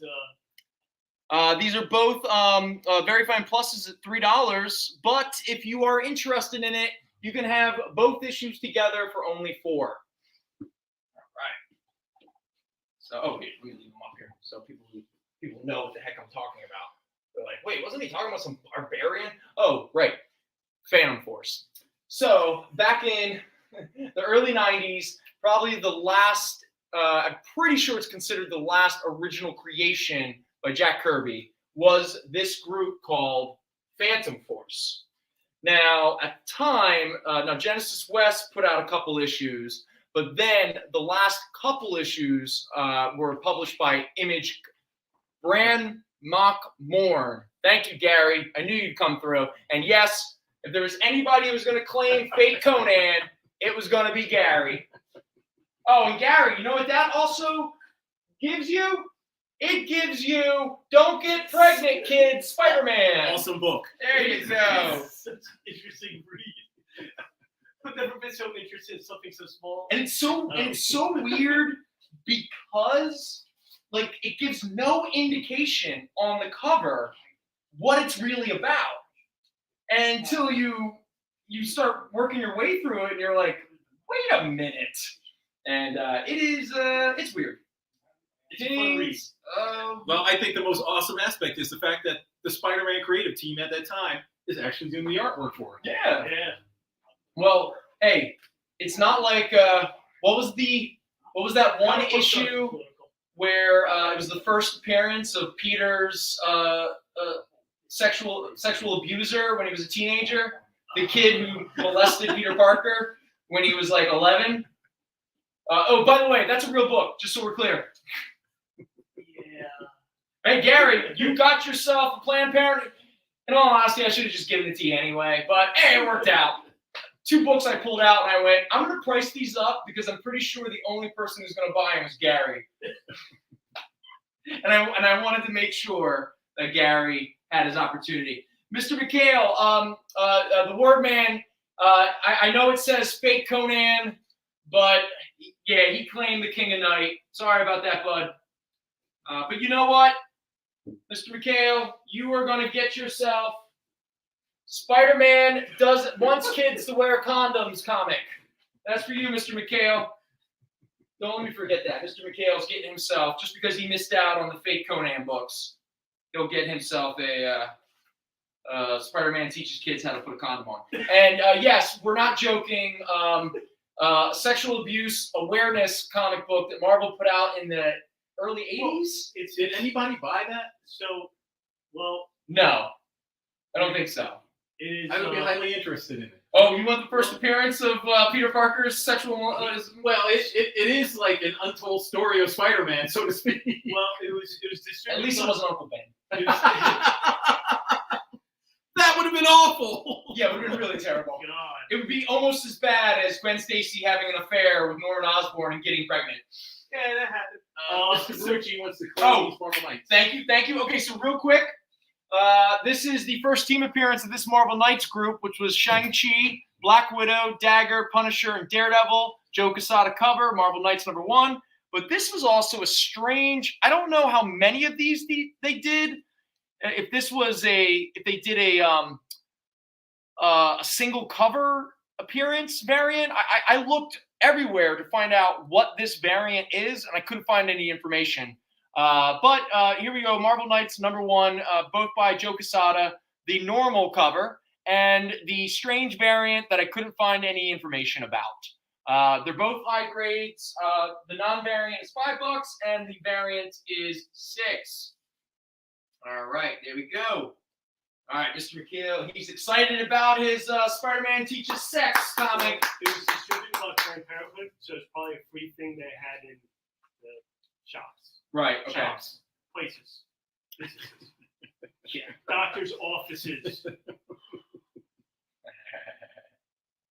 There you go. All right, there you go. Common marketing tactic of Planned Parenthood to not put their name in the promotion. Yes, because most likely someone would burn down the shop that promoted a Planned Parenthood book. Can you imagine like having those in the actual offices? I mean, who would it appeal to? The offices are already there, so it's not. It's going to be something they put for schools. Okay, that would make more sense. They, whatever school wanted to receive and distribute it would. Mr. Kiernan, I apologize, but Mr. Prodigy, he got the Marvel Knights 1 variant, but you can plead with him to pass it to you. It was one of those things that I think the schools. It was probably a school book that they had hanging out to schools. Yeah, of course. Yeah, 1976. I mean, on the news. We're 4 or 5 years after Roe v. Wade became law. Oh, yeah. Something we thought would never change, but like life's just a surprise after surprise. Can you imagine being in school and you're like, oh wow, look at that Spider-Man comic, I want that, and then you open it up and you're like, what? You know what? Hey, Marvel, if you're watching, let us do a revamp of the Prodigy character. Which, by the way, we still need a Prodigy song, people. No Firestarter or Smack My Bitch Up. Heartbreak. What's Heartbreak? Is that a song? That's probably. Why don't you look it up? You have a phone there. You have your own mother box. One's almost dead, and the other one's doing other things. All right. Well, yeah. When Grant Morrison actually referred to like smartphones as like, hey, look, you all have your own mother box in your pocket. I was like, oh my god, that makes so much sense. Yes, it does. I mean, we're literally just walking around with these like just wealth of knowledge like things. And again, all you gotta do is press a couple buttons, and a car shows up and takes you places. I mean, it's not as cool as a boom tube. Remember And that? they also ping. Yeah, they also ping. See, we also grew up in an age where that. Gary thinking that is fifth dimensional thought. We don't need to do Prodigy the band. We can do Prodigy the rapper. All right, there you go, Gary. Thank you, buddy. So let's throw that on there. Prodigy of Mobb Deep. What is that? Keep it thorough. Cool. Breathe is the song I'm thinking of. Oh, that is good. That's the one with the Wolverine. Yes. Yeah, I do it for the people. You do, man. Mr. Kiernan, do you want that Marvel Knights variant? It looks like Mr. If Barucci. you want to give it up, I'm willing to take it. All right, If well, he's not, I'm not going to argue. it looks like Mr. Barucci said, my pleasure, at Jason Kiernan, which sounds like he is responding to my question of, would he like to give it to you? And I would like to say, thank you. There you go. Look at that. Whoever said that we're not a bunch of, pleasant, polite gentlemen who just want to hang out and talk about comics? We sell comics. It's trademark. I don't know how I'm going to make it work. I have these like commercial ideas. I mean, I can't run them by Kyle yet because I want to create them first and then have them reject it. But We Sell Comics trademark is definitely like a part of the commercial. So I did some research. Okay. And the show I Sell Comics is a copyright of Smodcast. Okay. So we need to make sure the word is We Sell Comics. Otherwise, we have to battle the mighty Kevin Smith. Okay. No. The collective. Just so we're clear, the quote is, "We sell comics, trademark." And the trade and in print. Trademark. What? I keep saying that. You don't think it's part of it? It's so if you see it in print, it's "We Sell Comics," parentheses, TM. So to be nerdy. So I need to have my trademark attorney find out if we can trademark the word trademark.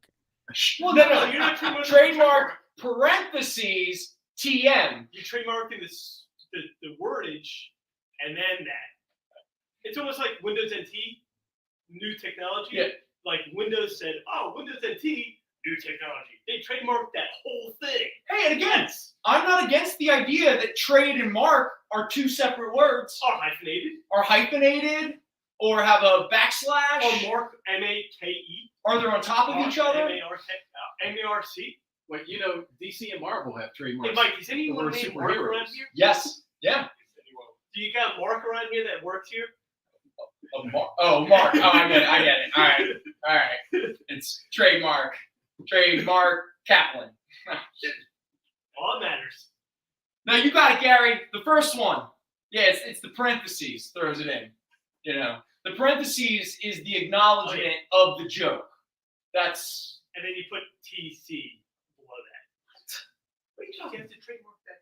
Oh, you're crazy, dude. All right. We're talking about selling comics, and we're not selling comics. Let's get back to it. All right. So real quick, because only certain people enjoy this, and plus we have Mike here live, so I can't wait to use the word. But here we have, from the early 90s, An American Tale, Fievel Goes West, #1, part 1 of the Smash movie adaptation. Not only is this a beautiful, very fine $3 book, but it is a newsstand edition. That's right, everybody. The first newsstand book of the night. Just right? And that was a great film too. Look at Mike just fuming over there. Just looking at Jason with just bastard. And that was a great movie too. Oh, yeah, of course. Yeah. Fievel Goes West. Definitely not a makeout film. No, I mean you're all gonna cry. Zany, do you have any memory of this? I didn't even know that this one shot existed. This is a king-size special, The Inhumans, The Untold Saga. Revealed at last how the world's strangest family met the Fantastic Four. Very fine, $4. Is it a reprint? No, I don't think so. I think that's new. Yeah. New material. Here's new material. Here, Zany, why don't you give us a live, in-the-moment review? Who wrote it? Who illustrated it? It was written by Lou Mogan. Wait, time out. Zayn, we got an important comment that I can't let this pass. Okay. Gary, yes, thank you, Kyle. You know where I was going. Mr. Wordman himself was once hired to sing Somewhere Out There for a jazz recording studio. And Somewhere Out There is obviously the very famous song in American Tale where Feifel looks out at the stars and just sings Somewhere Out There because, he's lonely and he wants to be with his family. Now, for anyone who's ever met Gary, imagine him singing Somewhere Out There. Gary, you made my day, brother. Gary, how did it compare to Donald Glover and Danny Pudi singing Somewhere Out There to a rat that got lost in the community college on the show Community? In Community. Did you ever watch Community? Yes. Okay, yeah. You're the person who turned me on to Community. That book features Vince Coletta. Oh, Vince Coletta? Yes. Yeah. So did he just Yes. just cover the page up with Yes.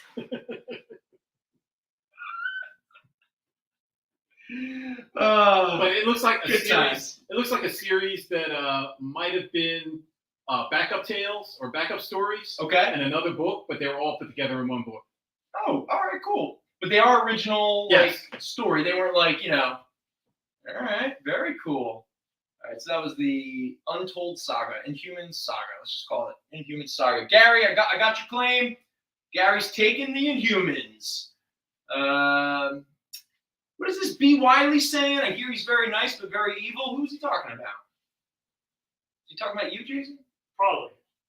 Oh, this is the one problem Yes, of me now paying attention to the chat. Sometimes the chat is having a conversation I'm not a part of, and I'm like, wait, what? Am I supposed to understand what that means? What's going on? Who's who?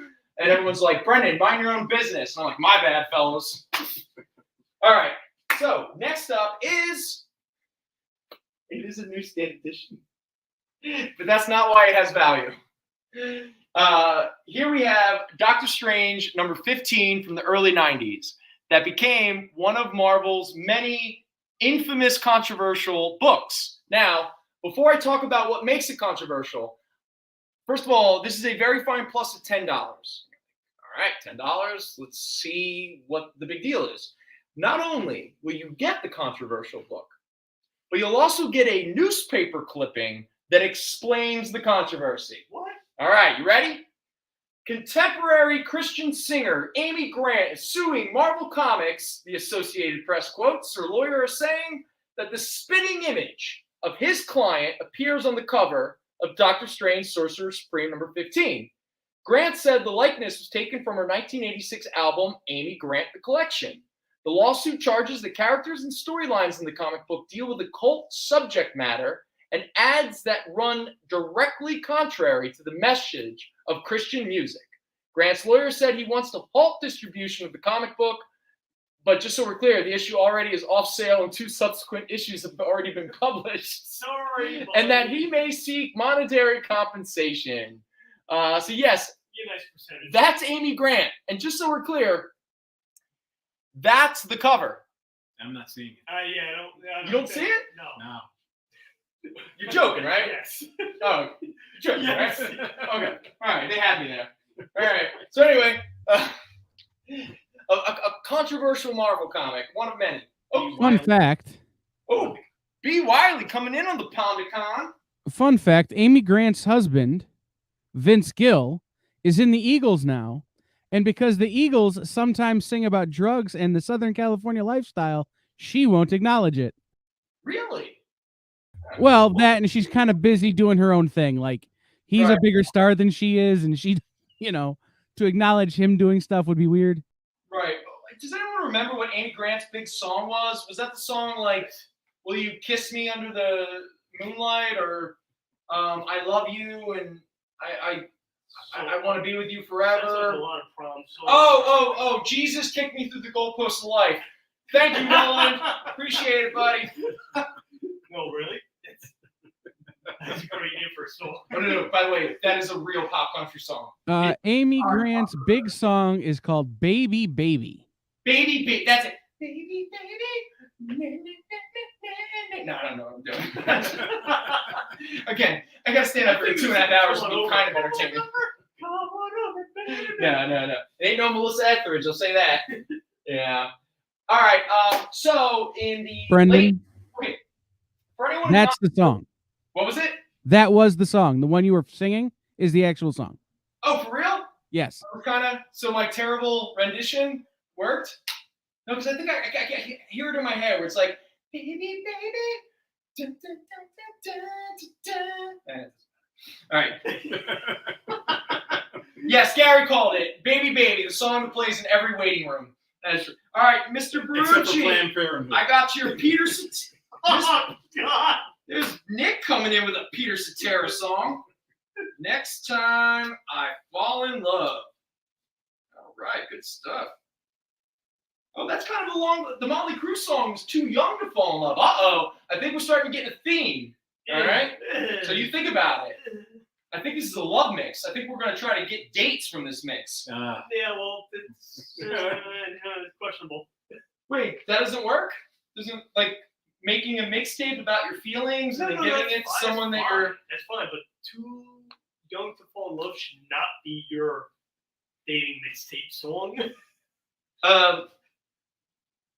Oh, wait. Amy Grant sung on that Peter Cetera song? Is that what I'm reading? Or did Amy Grant do a cover of the Peter Cetera song? Mr. Brucci will drop some knowledge on us in a moment. Yeah? But while we wait, let's talk about the wild cards. Okay, so I hope everyone is arguing online about how much they hate the new Lord of the Rings show and the House of the Dragon, and there's too many people of color, and there's too many women, and what? Fantasy, blah, blah, blah. Thanks, Nick. What? Why can't we just hate Game of Thrones?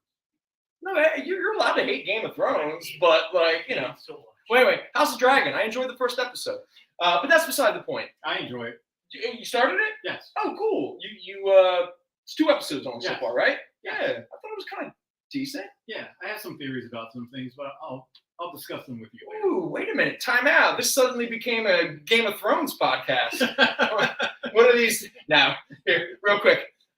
So George R.R. Martin obviously is most famous for the Song of Ice and Fire, which inevitably became coined the term Game of Thrones, which is the title of the first book, but obviously became the title of the TV series. That was, no matter what anyone thinks about the ending, was one of the biggest cultural events in a long time. Mr. Kiernan, you're going to get your 5 goes west. There you go. Mr. Kiernan coming in hot with a little 5. Anything to stop you from talking about George R.R. Martin. The guy that's All right. not to go and do anything. All right.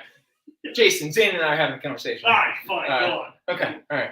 So, George R.R. Martin was best friends with all of these different fantasy writers, science fiction writers, novelists, TV show writers, all that kind of stuff. And back in the 70s and early 80s, they did an RPG kind of campaign with each other. Well, obviously, you get a bunch of writers doing, role-playing games, and they all created their own superheroes, the superhero universe, and all this kind of stuff.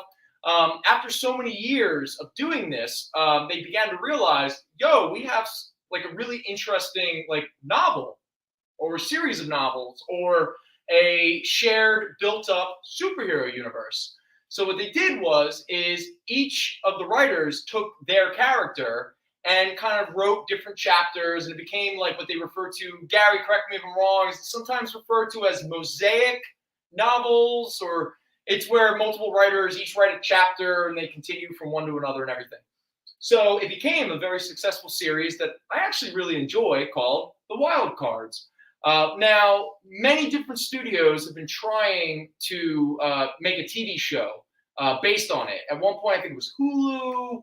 I think Amazon got in the game at one point, but they're still trying to develop this wild card show to the point where now that it's back in the kind of cultural zeitgeist, we've even recently had a new comic book released by, I believe, Marvel. Did Marvel release the new wild cards? Marvel.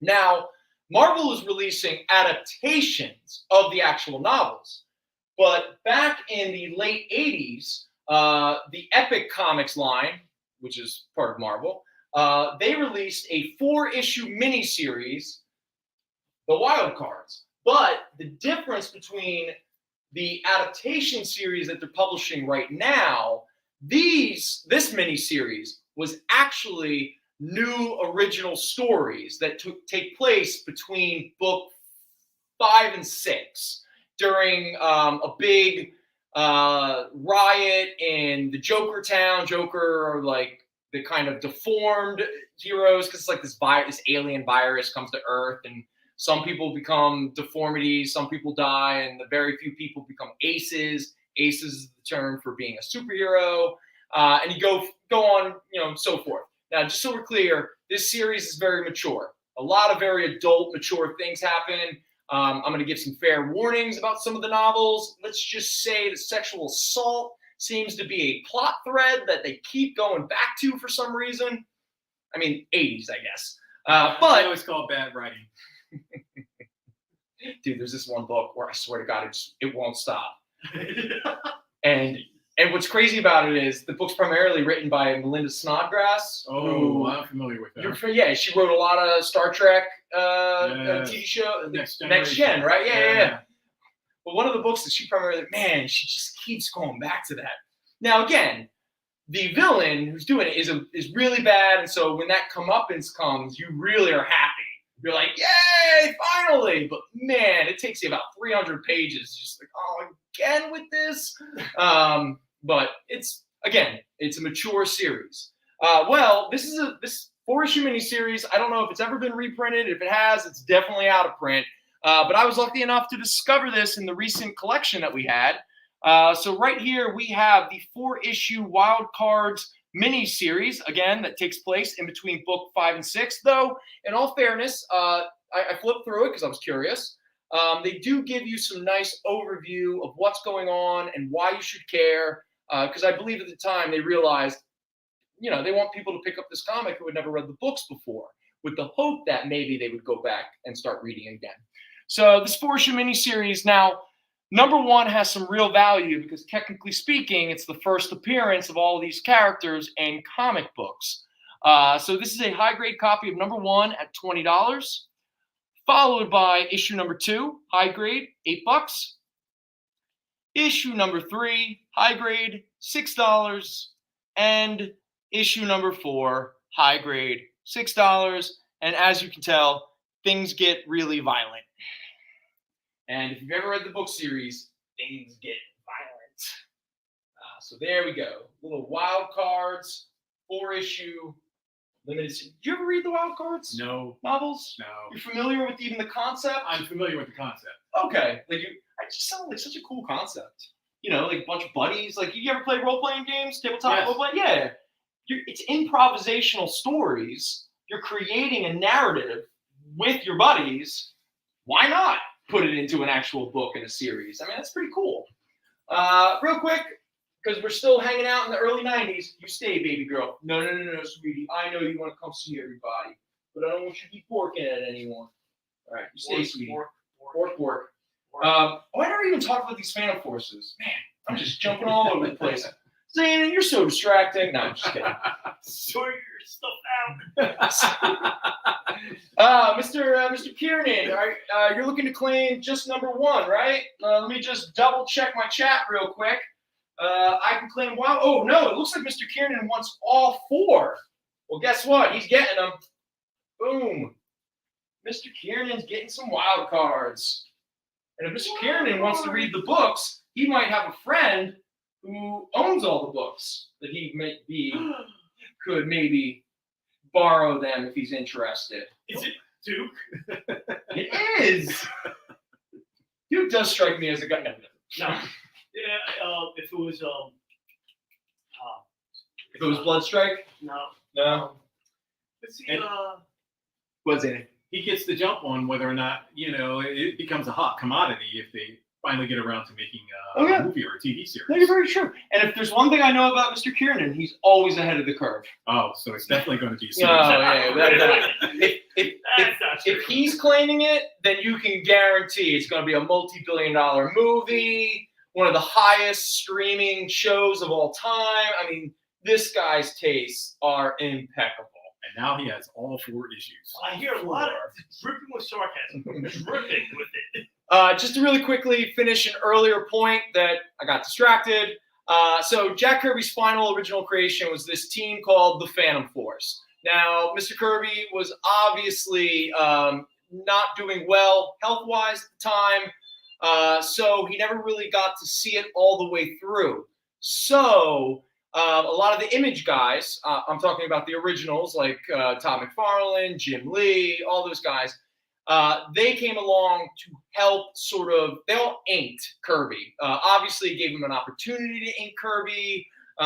So first Genesis West, which was the Michael Thibodeau, the guy of the last of the Viking heroes fame. Fame, right? The guy's famous. I'm pretty sure there's like a YouTube channel all about the last of the Viking heroes. So Genesis West was the first time that they introduced the Phantom Force. And then the series, because obviously Genesis West went belly up because, I guess Last of the Viking Heroes didn't take off the way it was expected to. Because there was one thing in 1990 that everyone was looking for. It was Viking fantasy stories. So the Phantom Force, the last of the Kirby creations, went over to Image where all the guys inked an ailing Kirby. And then he obviously passed away and the series was never truly completed. But if anyone is interested in just some little comic history, from Genesis West, the original limited series of the Phantom Force, this is issue 3, inked by Todd McFarlane. So that is Jack Kirby being inked by Todd McFarlane, which I got to be honest, the more I look at it, is really strange until I look at Image Comics' first issue of Phantom Force #1. That is Jack Kirby, inked by Robert Ulysses Liefeld. There you go. So Kirby inked by McFarlane and Kirby inked by Liefeld. But again, don't mock. This is comic history. All right? Okay. Just so we're clear, high grades, $4. He's still a jerk. I know. I like the McFarlane cover. It's kind of neat, right? Yes. Wait, did I miss a break? Oh, no, we got a few minutes before the break. All right. Virgin Spider-Man issue. Yes, Lars Man. So this here is, would you mind showing this to the camera? All right, so for anyone who missed out on earlier, Amazing Fantasy 1000 that just came out this week, that is the Virgin Peach Momoka cover. That was a previews, Diamond Previews exclusive. I believe it was one per retail shop. No, okay, don't worry about it. But it's one of 5,000, and it is available, and it's a high grade at $20. So if you're interested, let us know. Mosaic Novel. That's it. Novel each chapter about different characters trying to tell the same story. Thank you, Gary. Chain novel. Novel each chapter written by a different author. Okay, so it's more of a chain novel / mosaic novel. How does Gary know this? What does he know? I don't know. He's a writer. And it's all dripping sarcasm, damn it. Come on. Do we have more? Let me check out. Lars Man.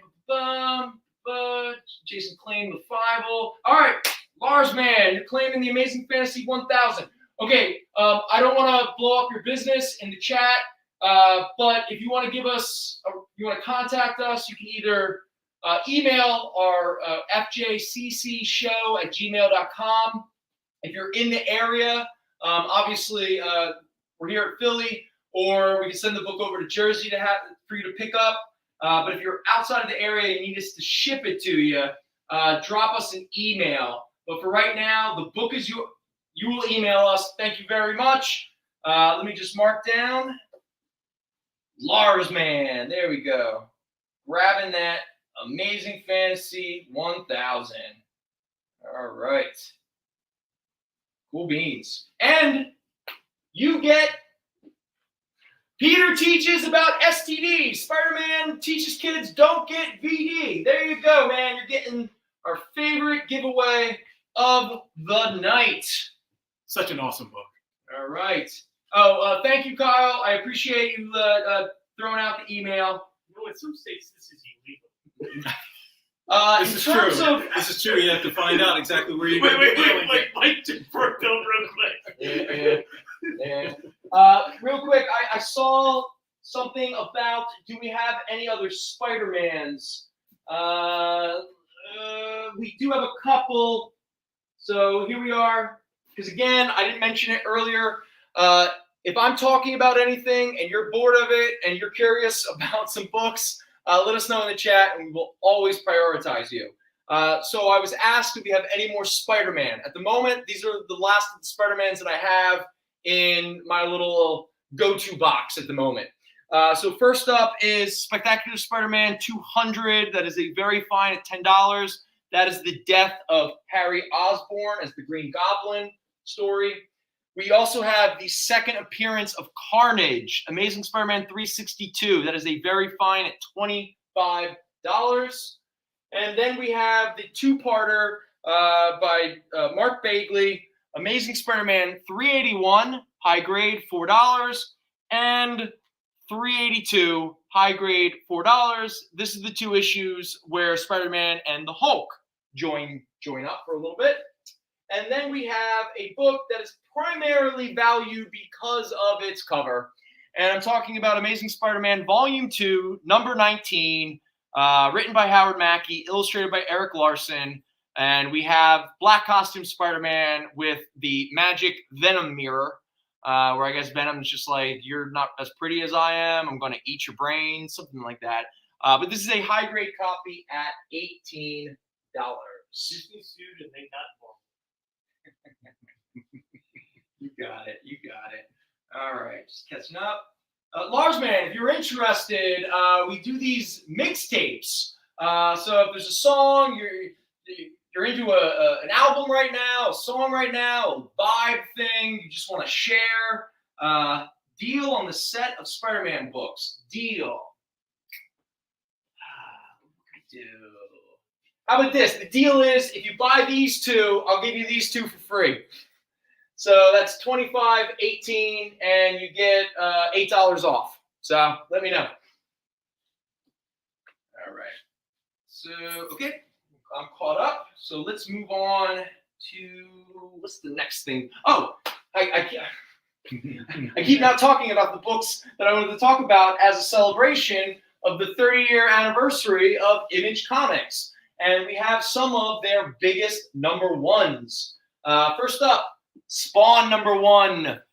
Don't tell me you have it. No one has this book. It's the rarest book ever. They didn't print that many copies. Who the hell's Spawn? I know, right? High grade copy, $40. And then we also have from the aforementioned, Mr. Larsman, he has taken the Spider-Man deal. All right, so there we go. I will make up a note and make sure I take care of all those. Fantasy 1000. All right. So, Spidey books. I will make that much clearer after the fact. Okay, so next up, the Sir Robert Liefeld. This is Youngblood number 1, high grade at $8. And yes, if you're going, did I hear that correct? Trust me, it took 30 years, but it's almost tripled in value. Zanin, do you have a favorite Image character? Wordman is curious. Favorite Image character? What do you think about that? Jim Lee's Not the X-Men. Wildcats number 1, high grade, $6. So Wildcats. I don't have like a favorite particular character, but I do have a favorite Image concept.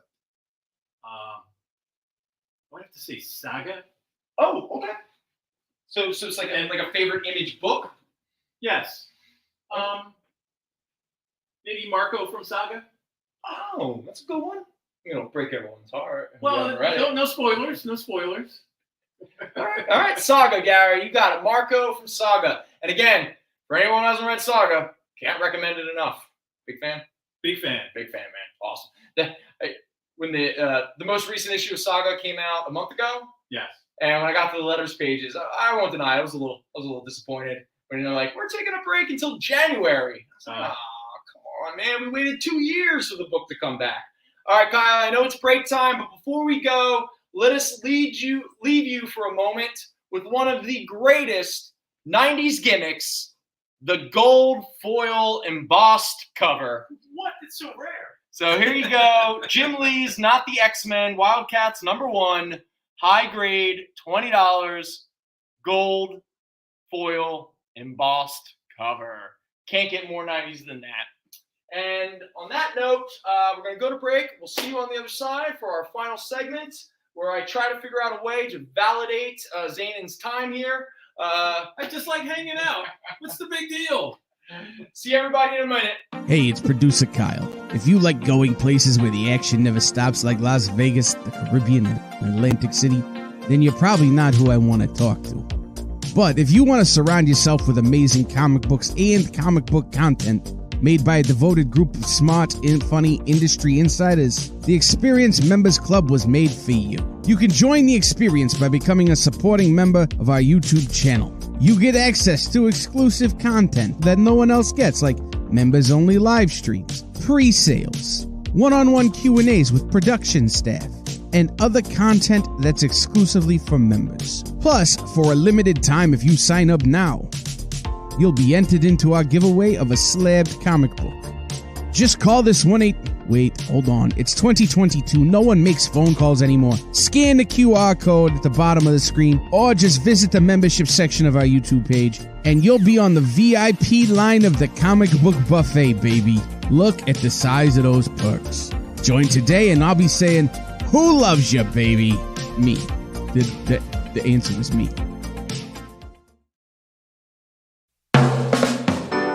Get the inside scoop on everything happening at the Experience every week. Join our mailing list by scanning the QR code at the bottom of the screen and then watching your email inbox.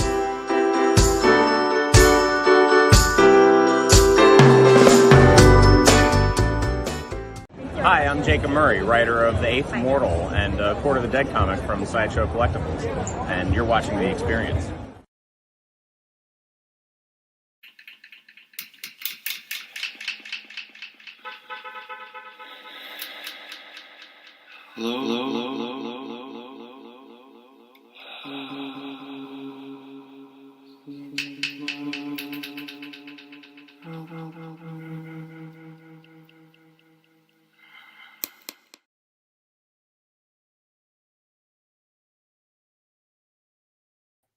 I said I'd help. Hello. The Hey. 90s continue. We're back, everybody! Woo! Yeah! Yay! Okay, so, Mr. Kiernan, he grabbed his gold Wildcats. So let's put that off to the side for right now. There we go. All right. So next up, let's finish off our little key image books by Mark Silvestri. Not his X-Men, Cyberforce. It's my favorite thing about the early Image guys. They were just like, what book made me famous? What can we kind of... Let me just do a darker government-run paranoid version. Can I make violent? Yeah. Can I give everyone cybernetic arms and guns? Call us for everybody. Everybody's got guns. Cyberforce #1, high grade, $6. And then we have now Pit #1, which is weirdly trending right now. It suddenly went from a $5 book when I priced it, and suddenly jumped up to $8, $10 over the past week, and I don't know why. Maybe I'm right. 90s nostalgia, man. It's coming back. People are getting excited. Yay, Woodstock 99. Dale Keown. Dale Keown, Pit #1. Not the Hulk. Actually, this is pretty much just Biker Hulk. Pouches, guns, and claws. And 3 of my favorite coming up next. Savage Dragon, #1, from Eric Larson. That is a high grade copy at $10. And Shadowhawk #1, the guy who breaks everybody's back. That is a high grade at $5. And my personal favorite of the original crop of Image books, Sam Keith's beautiful deconstruction of dream archetypes, Jungian philosophy, and sexual assault, and generational trauma. Generational trauma seems to be a big proponent of this book. This is probably the smartest of all the Image books. It actually has something to say, but a lot of people didn't get it. But it doesn't matter. Love you, Sam Keith. High grade, $6. You know what? A couple issues of What? My Inner Bimbo. Who? My Inner Bimbo. My Inner Bimbo. That's one of the good And ones. it's like, why do I have this? Yeah. Sam Keith, that's why. Sam Keith, man, that's the way. Now, I have in my hand a pile of 90s gimmicks. You ready? Let's go. Let's burn through these. If you have any opinions or thoughts, you let me know. Oh, I got plenty. Batman 500 by Joe Quesada. Why is it so shiny? Die cut cover. Shiny silver title or something. Very fine plus, $12. Love it. Captain America 425. He becomes a bodybuilder. He gets armor. Some weird thing happens. Very fine plus, $9. Part 1, A Fighting Chance. It all starts here. Witness the most startling event in the life of America's greatest hero. Boom. That's the most startling. I know, right? I mean, next you guys up, got through a lot. Darkhawk 25. Red foil, laser beams, death and life. High grade, $8. You not only get the origin of Darkhawk, but you get a new costume. And then we have Deathlock 25. Yeah. What do they call Yeah. these? Just holofoil? just it looks weird. High grade, $4. Next up, Doctor Strange #50, the first appearance of the Secret Defenders. Again, another holofoils? Is that what it's called? Holofoil? We'll go with that. High grade at $10. And then, I love this. You probably can't even see it. wait, there we go. You see it a little bit better. This is the Nova variant. It is white embossed. Fantastic Four #371. Johnny Storm gets angry. Listen, when they made that comic, they didn't think people could sell it on a show on TV. High grade, $6. Yo, I'm lucky this thing isn't dirty. Okay? Like, you want to talk about covers like that? They get smudges. Oh, I forgot to mention, because you'll see it in the next. This is also the first appearance of Sue Storm's stripper outfit. And if you're like, what the heck is her stripper outfit? Well, don't worry, because Fantastic Four 375 with a holofoil gimmick cover. Boom. Sue Storm in her stripper outfit. I can't believe they thought this was a good idea. I'm wondering what Stan Lee actually thought about that. I don't know, but the theory, or at least in the narrative, the idea is that Reed stopped paying attention to her. And so she wore that outfit. Hit him in the head. You don't pay attention. Well, in the book, he doesn't respond to her outfit. And so she yells at him, and she's like, "You're not even looking at the four. Look, it's cleavage. I look like Power Girl. Oh, wait, it's a different universe. I'm not allowed to mention them." And then they made Fantastic Four do the movie, and it was the same character. Yeah, I know. It just sounds like a man wrote that. I'm pretty sure. And again, just so we're clear, what was happening when this book came out? Lady Death, Vampirella, Psylocke. I mean, it was the Bad Girls movement. Mr. Brucci, I got your Batman 500, bud. No problem. No problem. Batman 500 going down for Mr. Nick. Let me just write that down real quick, because next up we have another Fantastic Four variant, but this time Sue Storm gets demure. So here we go. It's a die cut. It's a someone else grabbed it? Yeah, Mr. Brucci. Mr. Brucci also grabbed our Deathlock. No. Jason wants the. Jason wants a lot of things. I'm not saying he deserves to always get it. Yeah. Oh my God, Gary, did you look that up? I think that is the quote where Sue Storm to Reed Richards. What? Am I invisible to you? Yes, it was in the movie too. I swear to God, That's the quote. She's getting married, and she's like, "What am I invisible to you too?" Because he was going to go off and save people from Silver Surfer, and there's a horrible everything. Don't. Can we have Zena, would you mind handing me the white variant? Thank you very much. Can we have a day where we just yell about Fantastic Four 2? Uh, that movie has to be. Yeah, sure. I bet everyone can't wait for that fun time. It would be me and the Wall. Well, my last name's Walt, so me and you. It kind of fits, doesn't it? Yeah. All right, let me just make sure I'm catching up here. We got. Mr. Brucci's also grabbing Fantastic Four 375. All right, thank you, Mr. Brucci. Let's just make sure he gets his 375. Pretty good. All right, good. What do we have for time? All right, we got about a good 15 minutes left. If anyone wants to, don't worry, Mr. Brucci. They let me know. I came over here to catch up. Anyone want to throw in some music suggestions? Oh, I have to write mine down. Yeah, think about it. Here, if you think about it, bud, you can write it right here. I want to keep with the theme, but then again, I want to suggest man. something that I normally couldn't suggest in the chat. All right, go for it. Fantastic Four 387. You got this red gold holofoil with a die cut. That is a high grade at $6. Oh, this is a fun one. Don't worry, Jason. You already have it. It's probably a newsstand. Is it Venom? Ghost Rider number 15, the glow in the dark cover. High grade, $8. So I haven't found.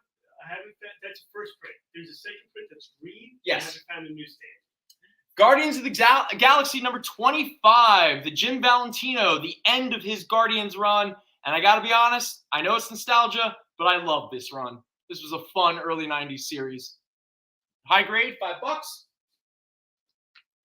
And then we get Guardians of the Galaxy 39. Okay, you get embossed, you get holofoil, and you get Dr. Doom possessing the adamantium skeleton of Wolverine many, many millennia into the future. High grade, $5. All right, Lars Man's dropping in. Here, Zane, would you mind writing that down? Anything from Unisonic or Camelot? All right, Mr. Larsman, if you don't mind, just for the sake of fun, could you give us a song title from one of them?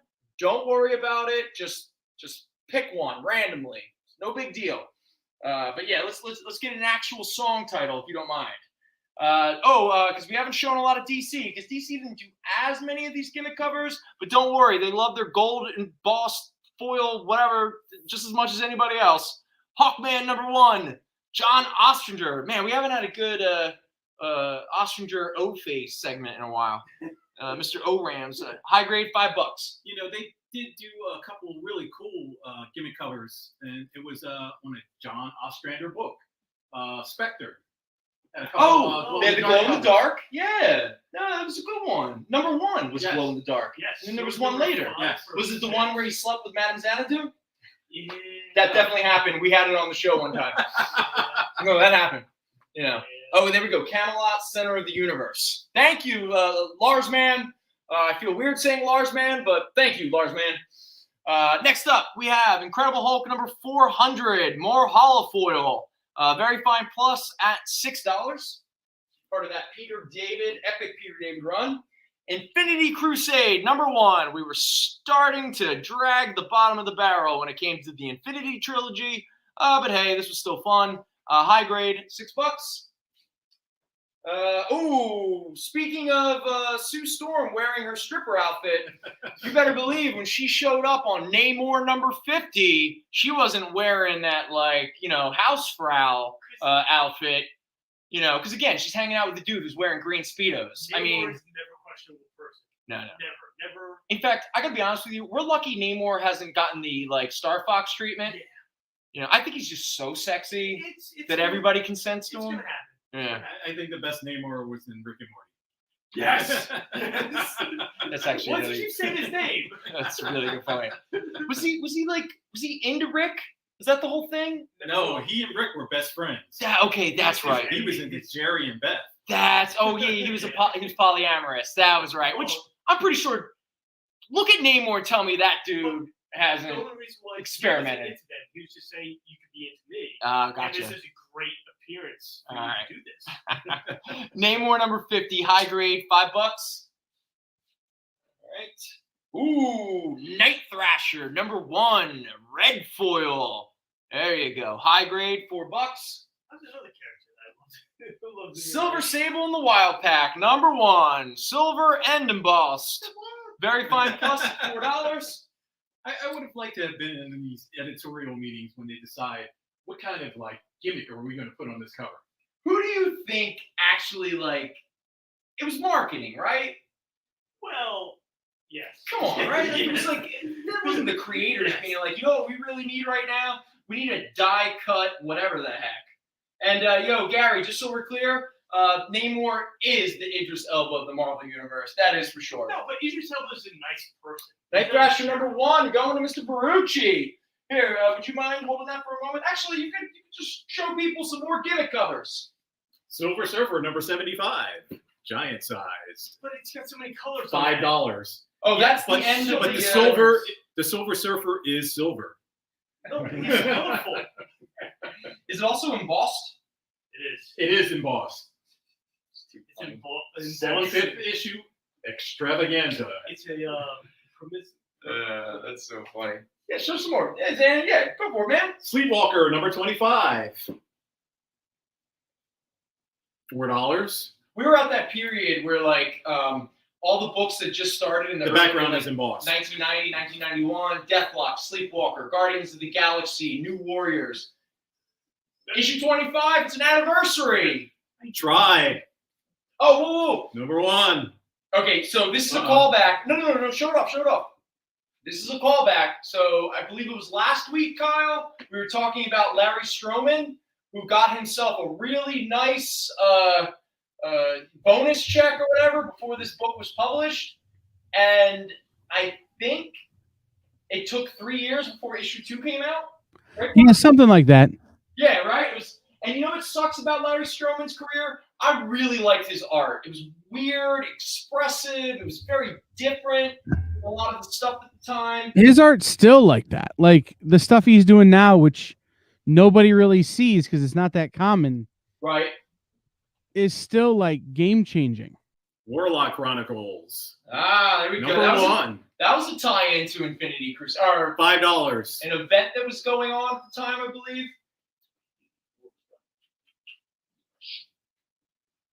Wildstar. Yay! Okay, that's a fun one. It's all the blood is embossed, so it's like Braille. It's like blood Braille. Yeah. What's with Wild? Oh, Mr. Kiernan is grabbing himself a silver sable. The Wildstar is $3. What the Wilds? No, but actually, that is, in fact, that was a Jerry Ordway series that was pretty good. It was like a time travel thing. Really? And it was actually a really good book. Wait, Wildstar? Wildstar. Oh, yeah. no.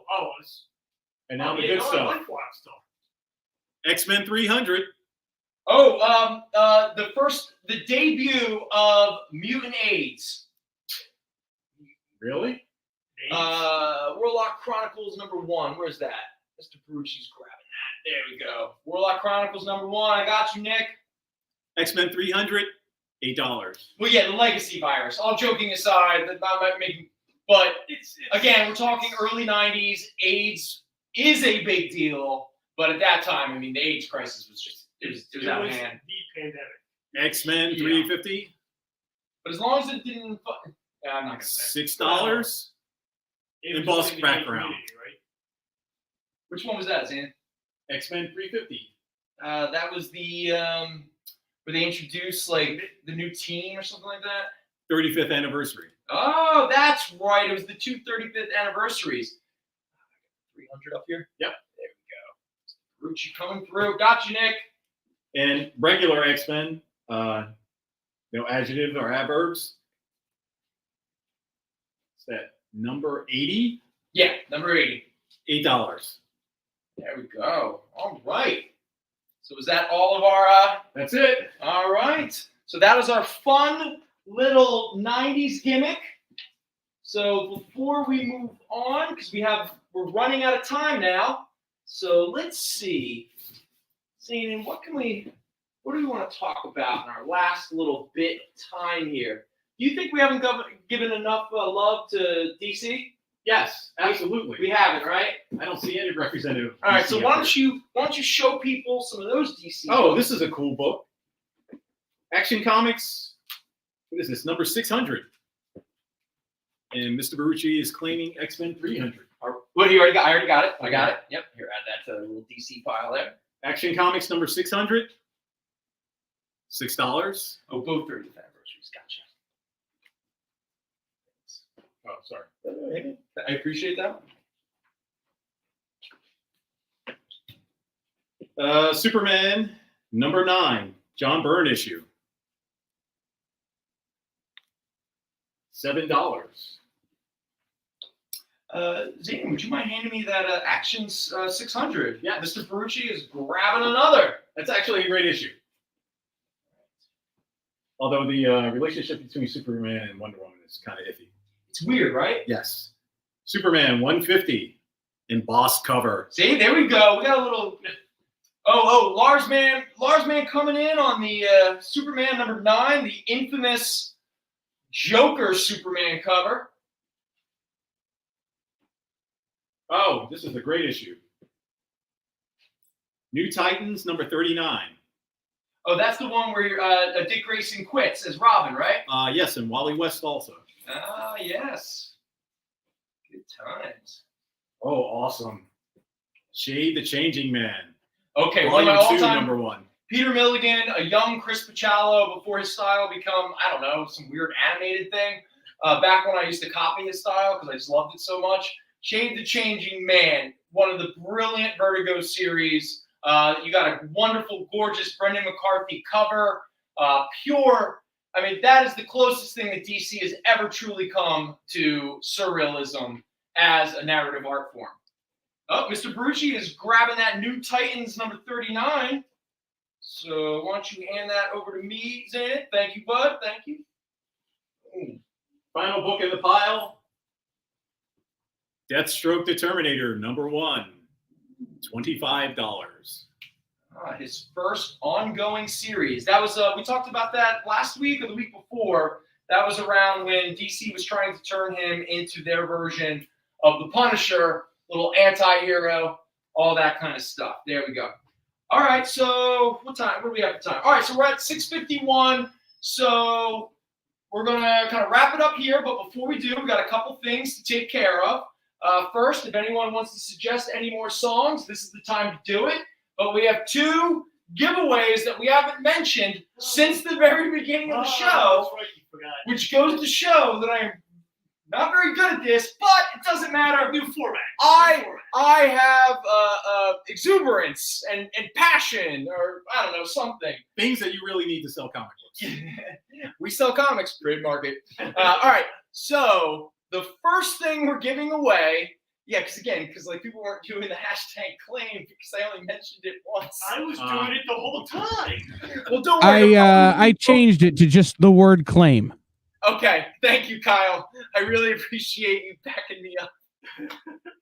So the first thing we're going to give away is the Carnage 1996 access tag that I genuinely don't know. I guess Marvel was just like, wear this at a convention. It's great plastic, though. Great plastic. No. It's thick, sturdy thick, plastic sturdy plastic. with a gold foil stamp.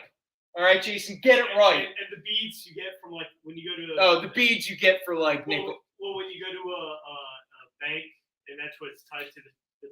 Actually, the funny thing is these beads, I used to wear them as necklaces and wrists when I was like a teenager, and they would discolor my skin because they're a little silver. Because it's very cheap. Yeah. All right, so Kyle, let's find out who's winning our access tag. Actually, it's really cool. No, it is. I mean, it's different. It's weird. Big. All right, so it's going to Mr. Kiernan. All right, look at him coming in at the last minute, crushing it. So Jason Kiernan is getting himself an access tag. He's already listening on eBay. Yeah. And our Please next haven't sold anything you sold me yet. And our next one is the defunct Hero Illustrated, the only competitor Wizard really had. This is the Master Foil Aliens vs.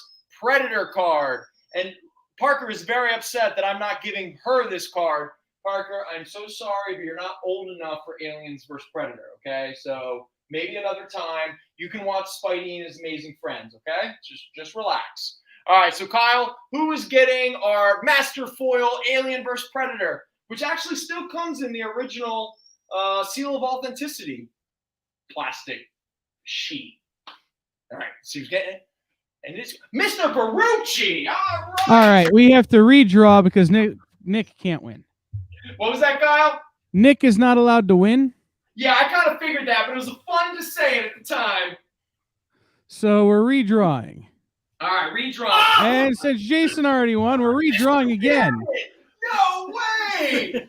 He's just crushing it. Too bad he can't win both. There we go. Lord Howard Hurts. There you go. Lord Howard Hurts is getting himself an Aliens vs. Predator Master Foil card. Good times. Good times. All right. All right. All right, so let me just make sure I didn't miss anything before we start wrapping it up. Zanin, I really appreciate you coming and hanging out with us. I appreciate you guys having me. Yeah. Mike, Dave, thank you very much for chilling with us. It's always a pleasure to have a little crew. Jason, I still don't know how I feel about you. It's all right. I think I invited you like one time and then you just kept Oh, wow. Phillies Giants are tied.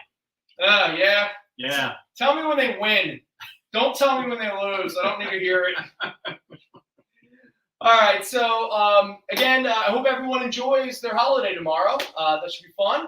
I apologize on behalf of my deadbeat friend that we did not have Volume 9 of the Latchkey Manifesto mix ready for today. But that means next week you'll get 2 mixes, Volume 9 and Volume 10. Excellent. And I understand why you didn't feel comfortable, though I'm pretty sure if you want to curse in the chat, that's fine. I'll even give you the 2 that I have. Well, let's keep it clean. All right. Family show. You know, all those children out there watching us right now. We got to keep it together. So let's think. What else is there? Zany, you want to plug anything? Well, I'm pretty excited for the start of the new NFL season. So next Sunday, go Eagles. Oh, they 1 o'clock game? Yes. Oh my gosh, so they're going to be done by the time we go live. Yes. So I'll be at I'm going to be in a mood. There's Founding Fathers in the year. Okay, perfect. Maybe we can commiserate, or we can be very excited and have a really fun, rambunctious show. It's the first game. Well, I'm looking forward to it. There's a lot of promise. I'm looking forward to it too. Yeah. Go Birds, right? Okay, so everybody, we will be back next week, same time, 4:30 to 7, here on The Experience. We'll throw those links up on the Fat Jack's Facebook page and the Fat Jack's Instagram page. So, you know, we'll go from there and everything. Let me just, before we completely run out, let me just make sure nothing else being said. We got a boom, boom, great, boom, blah, blah. All right, it looks like we're all good. Oh, Mr. Ebner, what's up, man? I didn't know you were there. Pleasure to see you. Thanks for coming in and saying hello at the end. It's in the loins. Did you just throw something at her, or did she just eat a bug? Parker ate a fly! Yay! Nobody can kill that. There's these 2 flies driving me nuts all weekend. At last. At last. Death at last. Thank you. Thank you, my sweet, sweet, sweet co-host. Sweet release. Everybody, thank you so much for hanging out with us. We really appreciate all of your time and attention. It's always it's a fun time hanging out with you guys. Enough said. We hope to see you back next week. Everybody, thank you so much. Thank you so much. Have a wonderful holiday. Happy Enjoy Labor Day. the week. Go Birds! Go Birds! Join the party. Head over to our link tree to find all the links for everywhere the experience is all the time.